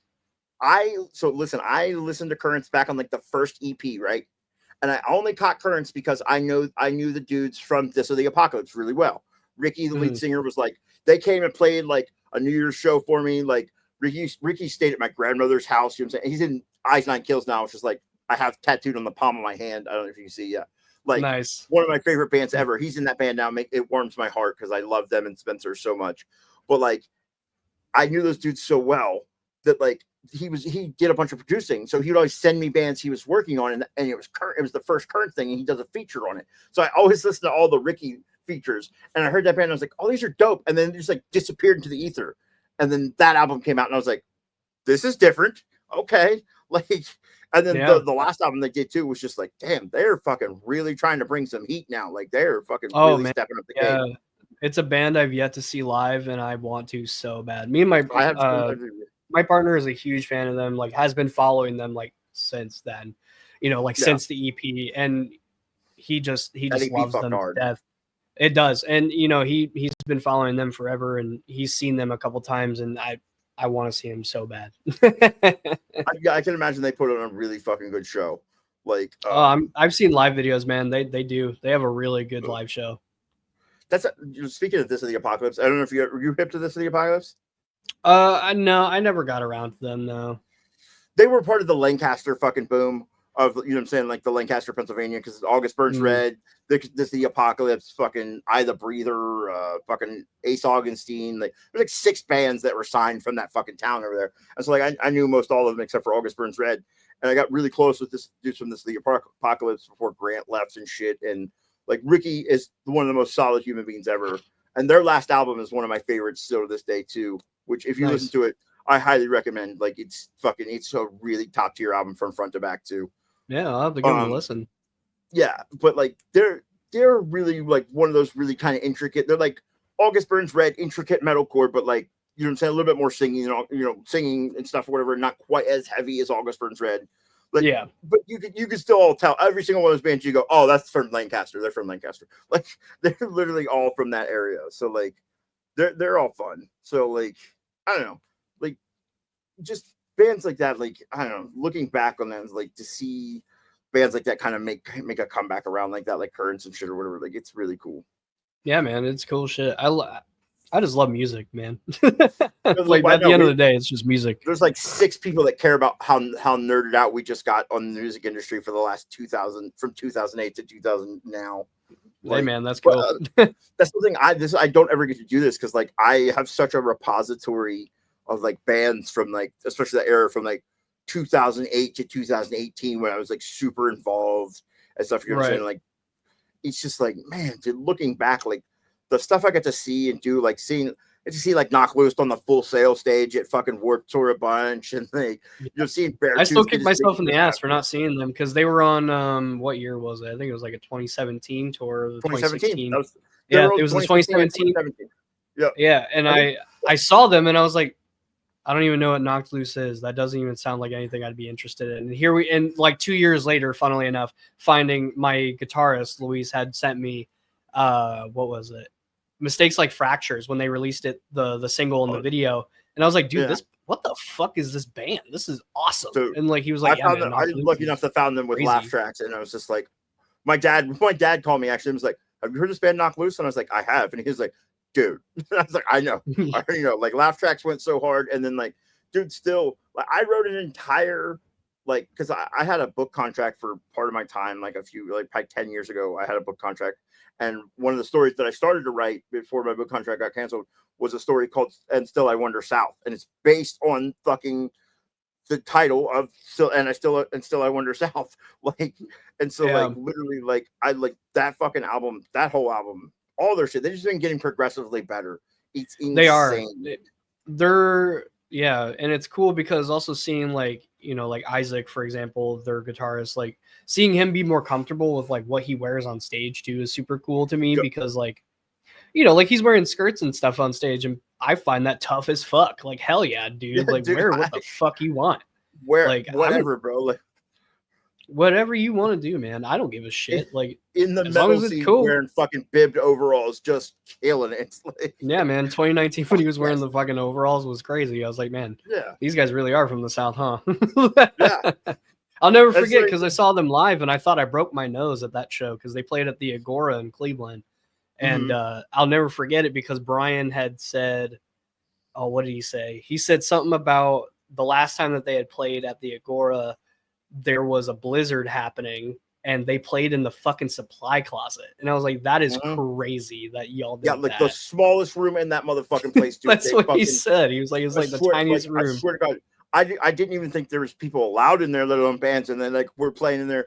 And listen, I've seen Knock Loose a handful of times, and there's a couple of times that literally, the one time I saw them when I was with my wife in 2017 on Warped Tour, she literally said, the look on your face was like, I was going to have to run in there because I was a woman and nobody would hit me to try to save you because I didn't think you could fight that many people to get out. And I said, I know. There's 2 times that's happened to me where I thought, like, I can beat a lot of people up. I don't think I beat enough people up to get to the door. Fuck. Like, like, and I'm a big dude. Like, it was frightening. Like, I'm like, this is why I stand, this is why I stand on the side of the stage. I tell people, side of the stage is the best spot to watch, like directly on the side of the stage from the band. So otherwise, I can't be out with the riffraff. Fuck that, dude. I'm cool. Like, yeah, I'm still a bit young, so I like to mosh a lot. Still, I like to have fun and do a lot of moshing. I'm the old guy in the back. Like, plus I'm a big dude, and if I go to like larger shows, one person is like, "Hey, put me up," and then they're literally one time at Warped Tour, I'm like out trying to film video for the dudes from fucking Too Close to Touch, like when Keaton was still alive, and like just so I can send them to Keaton. And so like I'm trying to send videos to Keaton, and like there's people keep touching me. I'm like, "What's up? Like, can you put me up?" And then literally a line started to form, and my ex-wife is with me, so she tries to get in between me. She's a bigger girl. Literally, some girl just comes up and mugs her out of the way, and like fucking like has me put her up. I'm like, I'm gone. We're going backstage. Fuck this. I'm out. Like, yeah, we're leaving. Like, this is crazy. Because like actually at that 2019 show too, like a girl had asked me and my guitarist who was standing next to me, asked us to like lift her up because she wanted the crowd surf, and as we're about to, these dudes behind her thought she was talking to them, and she like kicked her foot up as I'm getting ready to pick her up, and she kicked me straight in the nose. Yeah, I thought I broke my nose. I was like, dude, how hardcore is that? Like, that's wild. Like, I thought I wasn't even bleeding. I was surprised. That's crazy, dude. Like, it's funny, man. Like, some of the craziest shows I've been to up in the Cleveland area too. Like, literally, like, I don't know if you remember, there was a band from Columbus called Legion. I have heard of Legion, yeah. Yeah, like, and I tell people, I'm like, people talk about the heaviest band ever. I'm like, Rise Records, and I quote said, Legion is the heaviest band on earth. It sounds like the soundtrack from hell. And so, like, I like literally, there was a gym in Cleveland or up by Cleveland that like, it was some school that they always used to throw shows at. There was no heat. The door opened right up into the parking lot type shit. And they would just throw shows. And like there was some like Legion played, Texas in July played, like Moss the Flames played, motherfucker, just like all these giant bands that were before they were giant were playing. Like Texas in July was pretty big at the time, but like, you know what I'm saying? Like, and like Legion was like the last band to play. And like I have video buried on my YouTube somewhere where like you could see when Legion kicks in and there's just like there's nobody in the middle of the basketball court, and then there's just death swinging across the basketball court, just people getting murdered. And I'm like, that's what it was like, dude. Like it was wild. Like we had to move merch tables and all kinds of shit because it was just like I'm sure people getting murdered. Like, and like I was doing security that show, and I'm like, dude, I can't fight all these kids, man. Like there's fucking like people, there's like hardcore crews there from Cleveland shit that are just fighting people. I'm like, dude, I'm out, bro. I'm leaving. One dude from there's some band from Cleveland, from Pittsburgh at the time called Belie My Burial. Literally, like, okay.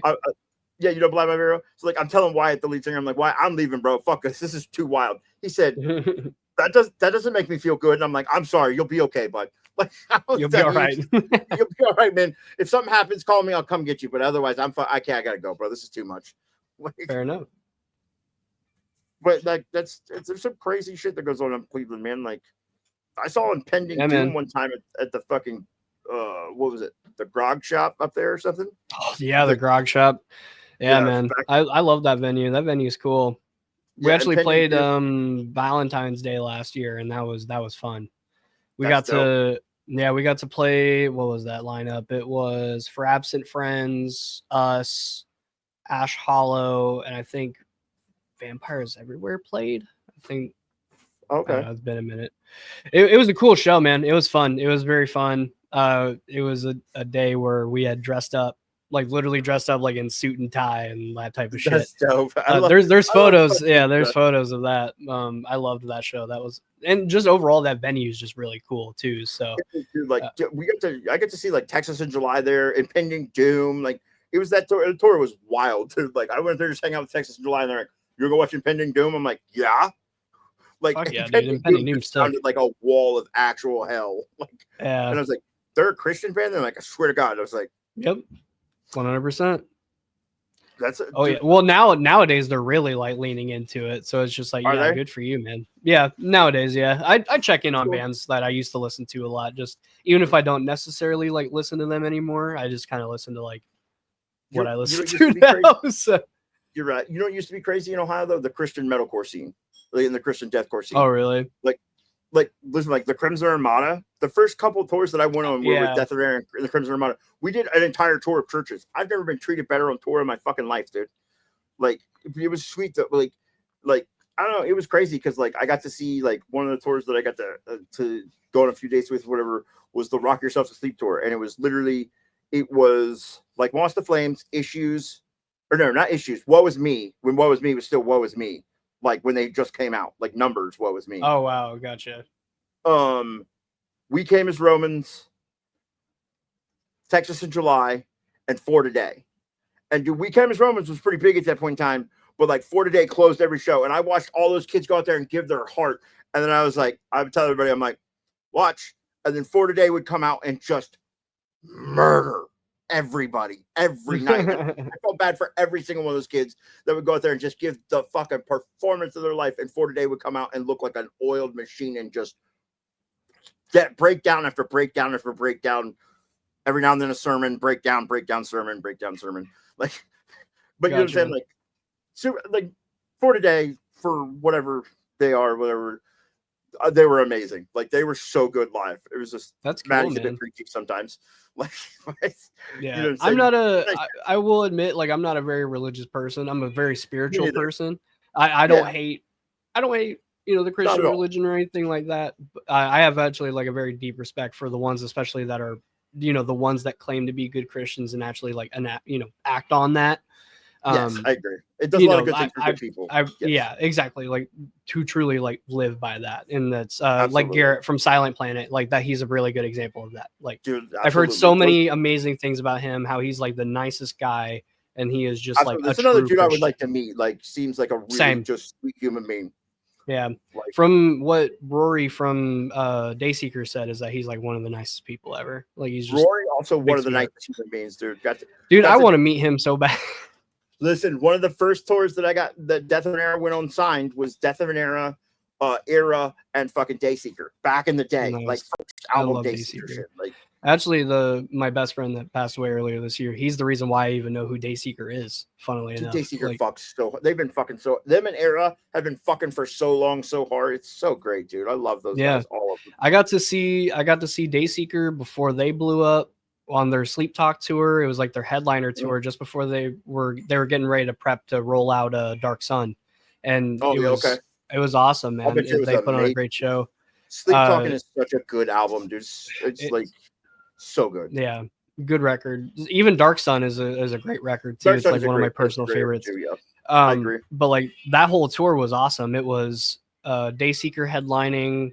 I think it was Thornhill that was direct support, and then after that it was Holding Absence and Caskets. And dude, I loved all those bands, so I was just like, fuck yeah, dude. So I got to see like Holding Absence before they blew up to what they are now, which is also incredible to see, because I love bands like that can kind of portray so much like emotion and really like make you in the feel, like put you in the feels, man. Like it's just cathartic for me. So like listening to bands like that, and see the success that they get is so cool. I love it. Dude, I love music that makes you feel like, even like, I'm not gonna lie, I literally sat here at 5 a.m. the other morning and listened to that new Straight from the Path record and cried for half of it. And I like, not even like, it just like, it was so like an emotional punch in the face the whole time. I was just like, God, these dudes just don't stop. This is amazing. Like they just kept coming, and like there's, I don't know, man. Like I love stuff like that. Like, so yeah, same. And I'm also super sad that like this is the last Stray record we're ever gonna get to. That makes me super sad, because it was so good. It was listen, since fucking Anonymous, that's what I've wanted Straight from the Path to be, and they just got there, and they're like, sorry, it's over now. Like, wait, what, dude? No. Yeah, it's super sad to see. Eternal Atomics and fucking like Death is Real was good. I think Eternal Atomics was better, but like Euthanasia was okay. It was good. I loved Euthanasia personally. I thought that was such a fun record. It was very fun, but like it was not Rising Sun, which I don't think anything they will ever do will be Rising Sun. Like, even this new album is not Rising Sun. Like there's just such a feel, and like just like I would like to have Rising Sun remixed or remastered now. Sure. Like, you know what I'm saying? Like digitally, to hear it, like to make it, if it sounded like the Straight from the Path record now, like it would be one of the greatest records ever written to me. But like just the production, the production from it from 2011 is like, you can definitely hear a fucking difference. It's 2011, that's for sure. Yeah. So that's the only issue I have with that. But like, yeah, for sure. But I'm still sad that band is going to be disbanding after they're doing one final tour. And if they're coming to the States, which I imagine they probably will, because they just said that basically like at Rock Am Ring that was the last time that they're in Poland. I think they were like, that's the last time we're going to be there. And I'm like, do they mean like in Europe in general? Like this is the last run that they're doing in Europe? Like that's crazy. Because if they're going to do one more US tour, then me and my partner have talked about it, like we're gonna go. Like we have to. If you tell me if we gotta go to a different state, tell me, we'll go. Yeah, that's what I'm saying. We'll road trip it together, because one band I've never got to see live is Straight from the Path. Same, and I want to see them before they go. That's all I want to do. Is see Straight from the Path before I die. Yeah, and my thing is too is like, kudos to them that they're going out on their own terms. You know what I mean? They want to go out how they want to go out, and that's mad fucking respect. Top of the game, dude. Yep. They're literally at the top of their game. They just released a fucking absolute banger of an album, and they're going out. Yeah, they're going out on their own terms. Yeah, they're going out on their own terms, and I really respect that. I always wish that for bands. You know what I mean? Like some bands, they kind of are forced to retire, and then some bands like they don't ever retire. They just suck. They don't ever retire. Basically Ozzy until recently. But that's because he has to. Metallica, like he physically has to retire. Right. Otherwise, I'm sure he'd be doing it till he was in the grave. You know what I mean? Yeah, absolutely. But like, some bands don't get to go out on their own terms. So to see that is really cool. And I really respect that. And I love that. I agree. One thing I meant to ask you earlier, the side note from all this, I meant to ask this like an hour ago. Good, man. Left Unsaid, where's the name come from? So funny story. Originally, we had gone through a lot of names and we just didn't find anything that sounded right. It didn't fit or anything like that. And one day I was just driving in my car and I was just kind of thinking, and I'm like, man, like, what is this band about? You know, like what are we making this music for? Like, what is the purpose? Is it to be stupidly heavy? Is it meant to be whatever, like just nonsense? Like, is it meant to have like an actual message? And I've always loved that when music has a message. Don't get me wrong, I love heavy ignorant shit that doesn't have any sort of message behind it other than just to be ignorantly heavy and stupid, like Waking the Cadaver stuff, you know, like right. Right, like I love all that stuff. Saying words, bro, but I'm Right. here for it. Yeah. But like for us, it's, you know, we like to portray emotions and feelings and certain aspects of life in our music. So I was like, well, this band, I feel like, you know, for me personally, you know, essentially can be like a voice for people who feel left unsaid. And I was like, that fits. And I just put it in the group chat and I was like, how do we feel about this? And everybody agreed, and it was cool. And we've been that ever since. I love that, dude. I love it. Like I love when people, like, I love hearing the genesis of band names because I think some of them are just ridiculous and like maybe a story forms afterwards. But like, you know, like at the end of the day, like that's fucking really cool. And like I feel that, like, and you know what, like like we were talking before, like I really think it's very admirable that like heavy music has like figured out its platform and is like tackling things like that and putting meaning behind things like that. Like even things like bands like Darko that are just like weird. You know what I'm saying? Like Tom says a lot of very crazy, esoteric, like very important questions where like people make fun of it, like he's talking about society and stuff. Like, yeah, but like that's very important shit he's talking it's about. A very, like, it's not like, it's a very important thing to think about. Like think about it that way, you know, like read the lyrics and really like think about what is happening, you know, with what he's going saying on in the world. Right.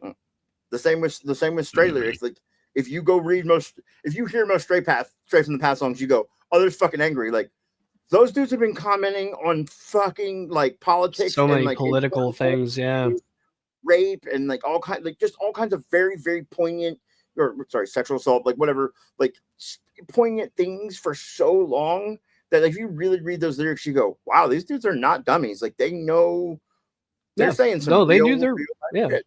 They do their research for sure. They do their research, and they also, you know, they're also very activist, like against basically what is, you know, not to, you know, put politics in here, but like what is going on in our current, you know, America right now, you know, like very against it, you know, very activist of like, go fuck yourself, you know, like shit like that. Yeah, Good Night Alt-Right is still like a like anthem for an entire generation of people. Like 100%.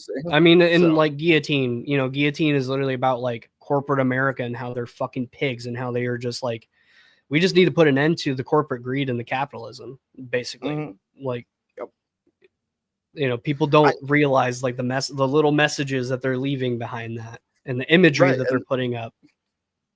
I agree. And it's very cool to see, like, not to say that, like, I mean, a lot of things were talked about for a long time, but it was I think maybe more sparingly on metalcore and deathcore for a long time. And now it's like very, very poignant stuff. You know what I'm saying? That like literally people were saying, like, even if it's symbolically, like, if you really look at it, it's not nearly as buried as it would have been, or like as kind of left of abstract center where you were trying to pull from before. You know? So like, you know, and, you know, for our stuff, like when we write, you know, the first thing I think of is when we have like a riff or something and we're kind of playing around with it.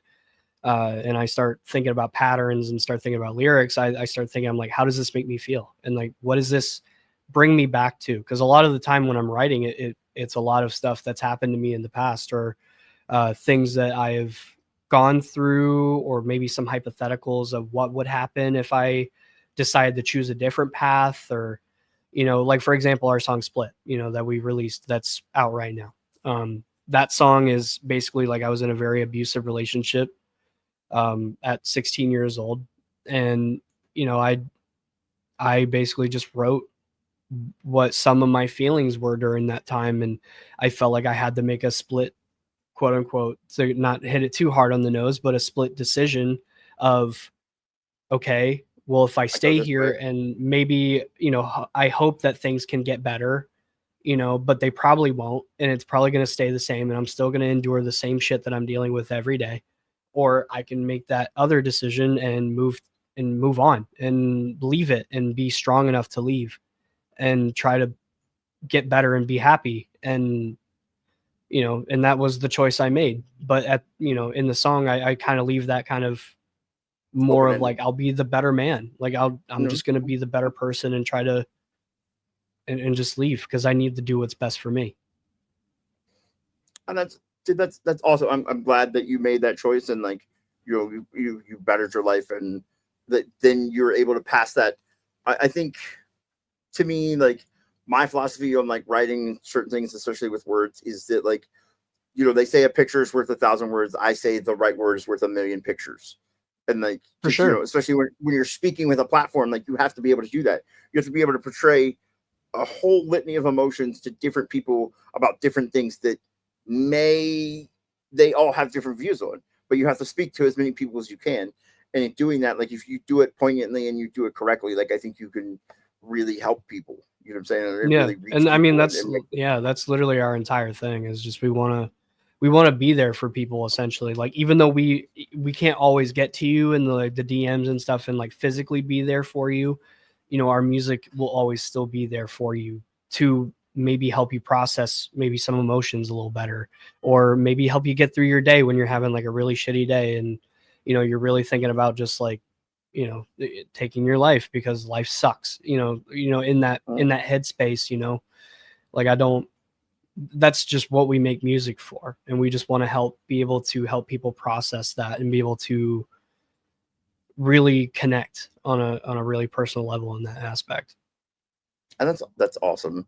And I hope you do reach people and you're able to provide that with like, as a personal experience, like there was a band called A Static Lullaby. They're no longer a band anymore, but I have heard of it, yeah.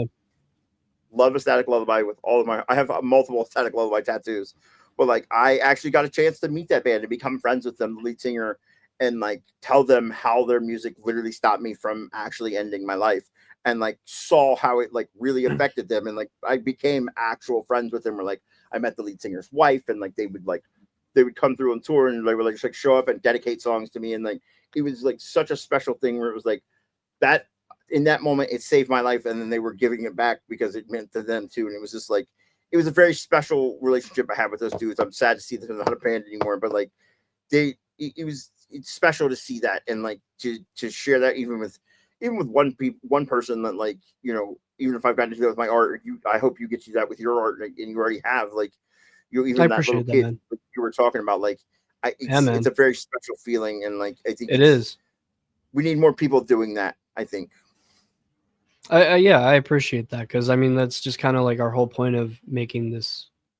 It's just like I don't know. I feel like I have a lot of stuff to say when it comes to mental health related stuff and like trauma and stuff. Like I don't want people to ever feel like they're alone. Like that's why like every time someone comes up to us and they're trying to hang out and talk and I'll admit I'm a very socially awkward person at first, like if you're like a new person, but like I've been actively like working on being like more personable in that aspect of like I want to know your story. I want to know what got you to this point, and I want to hear about not only your victories, but I want to hear about the times that you failed too, because you have to fail to grow, and you have to fail to really like understand and learn new things about yourself. You know what I mean? Like, yeah, I agree. Like, I think my personal, at least later in my life, I've learned that like it's not our victories that make us who we are. It's the losses and what we learn from them. Yep, absolutely. And I try to live by that every day. Is like, okay, and don't get me wrong, I'm like any other person. Like if I messed up something, I kind of get bummed about it or upset. And oh yeah, we're all human. But yeah, also, sure. you gotta, I stop and think kind of, introspectively and more retrospectively, especially nowadays. And I'm just like, okay, so, I messed up here. What went wrong? and what can I do to prevent that and do better next time? You know what I mean? Like even if it's our live shows, like I'm like, okay, so where did I go wrong here? Like vocally, and how can I prevent that in the future? How can I do better? Should I do something different? You know, and just continue to practice. And that's what also makes me as a vocalist do better and push myself to do better. Right. And that's a good, I think it's good to be cognizant of that. To go, okay, I did do something wrong, but now how can I better that? How can I actively work to better what I feel I did? Even if you feel you did it wrong, even if people are like, no, dude, that was amazing. You go, but I feel I could do it better. And like, Yeah. you know, maybe you try it, and maybe you get to the point where you go, okay, obviously maybe I'm just being too self-critical. Maybe I can't do it better. Maybe I'm like doing it right. I just, you know, I think everybody holds themselves, especially artists, to a higher, you know, standard. Yeah. I'm very guilty of that myself. I hold Same. myself like I want to be the perfectionist of like, oh, I want to do it like you first try and all that stuff. But like realistically, that's just not going to happen. You know, and you got to also celebrate the small victories too. Like you can't just celebrate the big victories, because if you celebrate the smaller victories, then it gives you more of a hype, you know, for yourself of like, okay, so this, you know, for example, our social media, you know, with TikTok, especially like our TikToks have thankfully been doing really well. Like I'm very surprised and I'm very happy to see that, you know, to see that progression. I get so excited and so happy to see people really enjoying what we're doing, like on social media. And like, you know, like the most recent one that we put, you know, that one, I made myself a little more vulnerable, you know, and just let people know like, you know, as someone who's dealt with a lot of abuse and stuff, like, you know, we do get better and we don't have to tolerate that shit. Like we can get better and it's okay. And, you know, to see the love that we've been getting on that means more than anything, you know. And I celebrate those small victories of like, oh, hell yeah, you know, like 500 views, you know, stuff like that. Like to me, that's like, I don't focus on the numbers, but it's more like, hey, that's cool that so many people have already seen it. You know what I mean? Oh yeah, like just even It's one small extra. Every stuff time I that I get just love. one subscriber, I'm like, oh god, somebody else joined. I love it. Like, you know what I'm saying? I could reach one more person, and that's dope, dude. Like, but it's, I don't know. It's so nice to see that, man. And it's been wonderful getting to talk to you. I mean, we're rounding the corner here on 2 hours, so Yeah. try to wrap it up. But I mean, what's one last thing you got to tell? You want to tell everybody about you guys and where to find you and whatever. Just your last words to the horde of people here that hopefully we have watched, and you know, that's what I call my fans, the horde. So Heard that. Yeah, I mean, you can find us everywhere on all streaming platforms, on Apple Music, Spotify, and all that fun stuff. Left Unsaid. Right now, the best way to, like, the easiest way to find us is it's a profile picture of my guitarist and I in basically like nice clothing, standing next to each other essentially, and that's like the easiest way to find our profiles and stuff. But you can also follow me personally at unsaid_Cody on Instagram, and follow the band left_unsaid_band on Instagram as well. And right now, for the future, right now we have, you know, we have new music in the works right now. I can't announce when that's coming out just yet, but it's coming, and I'm super excited. We're hoping to get, you know, maybe one or two more songs out before the end of the year, and that's kind of our hopes right now. But yeah, that's kind of what we're rocking with right now, and you know, just gonna continue doing the social media fun stuff. it's awesome, man. It's good to hear, and you know, hopefully we'll have you on for a live show sometime, or we'll catch back up with you, and maybe we get Luis in here sometime. Yeah, And that would be fun. I'll definitely have to you know, ask him and be like, "Yo, man, let's fucking do this." right. And maybe we'll see if we can't get a Curse Designs Left Unsaid fucking t-shirt like collabo going on. That'd be pretty fucking sick. Yeah, at the end of the show, I was trying to show off too. Like, since I do have a clothing line, I just launched the new thing. It's called Dapper Degenerates. It's the new clothing drop. I don't know if you've even seen it or not. If I've shared it to you, but like here's some of the ones that I have. Like this, I did this one since the 4th of July is coming up. And I just have some like there's a Ghostface one. There's another Ghostface one with the stained glass window. We have the Dapper Degenerate Social Club one. for the ladies, because a lot of chicks bought my last clothing drop stuff. That's where the Get Cursed Stay Dead comes from. That was what the last one was called. That was the first shirt to be released. And then you know, saying like we have the elegant looking one, the crown and stuff. And then I have some new ones. I've been doing a bunch of different like zombie animals too. Like I got a zombie unicorn. Nice. That was not quite finished, but then the Dapper Degenerates logo, the crest. That's a good one. I did another Ghostface one. People seem to love the Ghostface ones, so Ghostface is popping right now. Yep, I got the nun coming apart. Nice. Zombie nun. I'm a big fan of the 1920s. We got the Dapper Degenerates coin one, and then obviously I'm going to do one for the breakdown. So if you want a breakdown shirt, it'll be just the breakdown logo. You know what I'm saying, with the Curse Designs casket on and stuff or whatever. I got some more too. I have one that's like the prettiest girl at the morgue that I got coming out. I think that one's on TikTok already. I didn't have time to load it up on here, but so yeah. Other than that, like that's pretty much the housekeeping stuff I have. I do one thing at the end of every show, because I did used to work on a certain other podcast, and I never got a chance to kind of dunk on the rest of the world. But Ohio State is still champions of college football. And I did make this championship belt. I like to show it off to people just to remind them. And, you know, so that's my way of dunking on everybody, just to go, we're still champions. But yeah, like I say, everybody, love to see the Horde Wednesdays at 8 p.m. We do the Curse Countdown.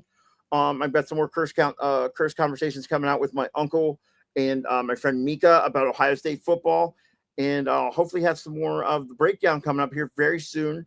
But like I say, you know, if somebody yells out OH, you yell IO, and you know, just be nice to each other, love each other. Ask your friend who your favorite band is. Check out some new music, and you know what I'm saying. Cody, thank you for joining me, man. It's been a great time. And yeah, man, thank you for having me. Absolutely, anytime, brother. All right, kids, we're out of here.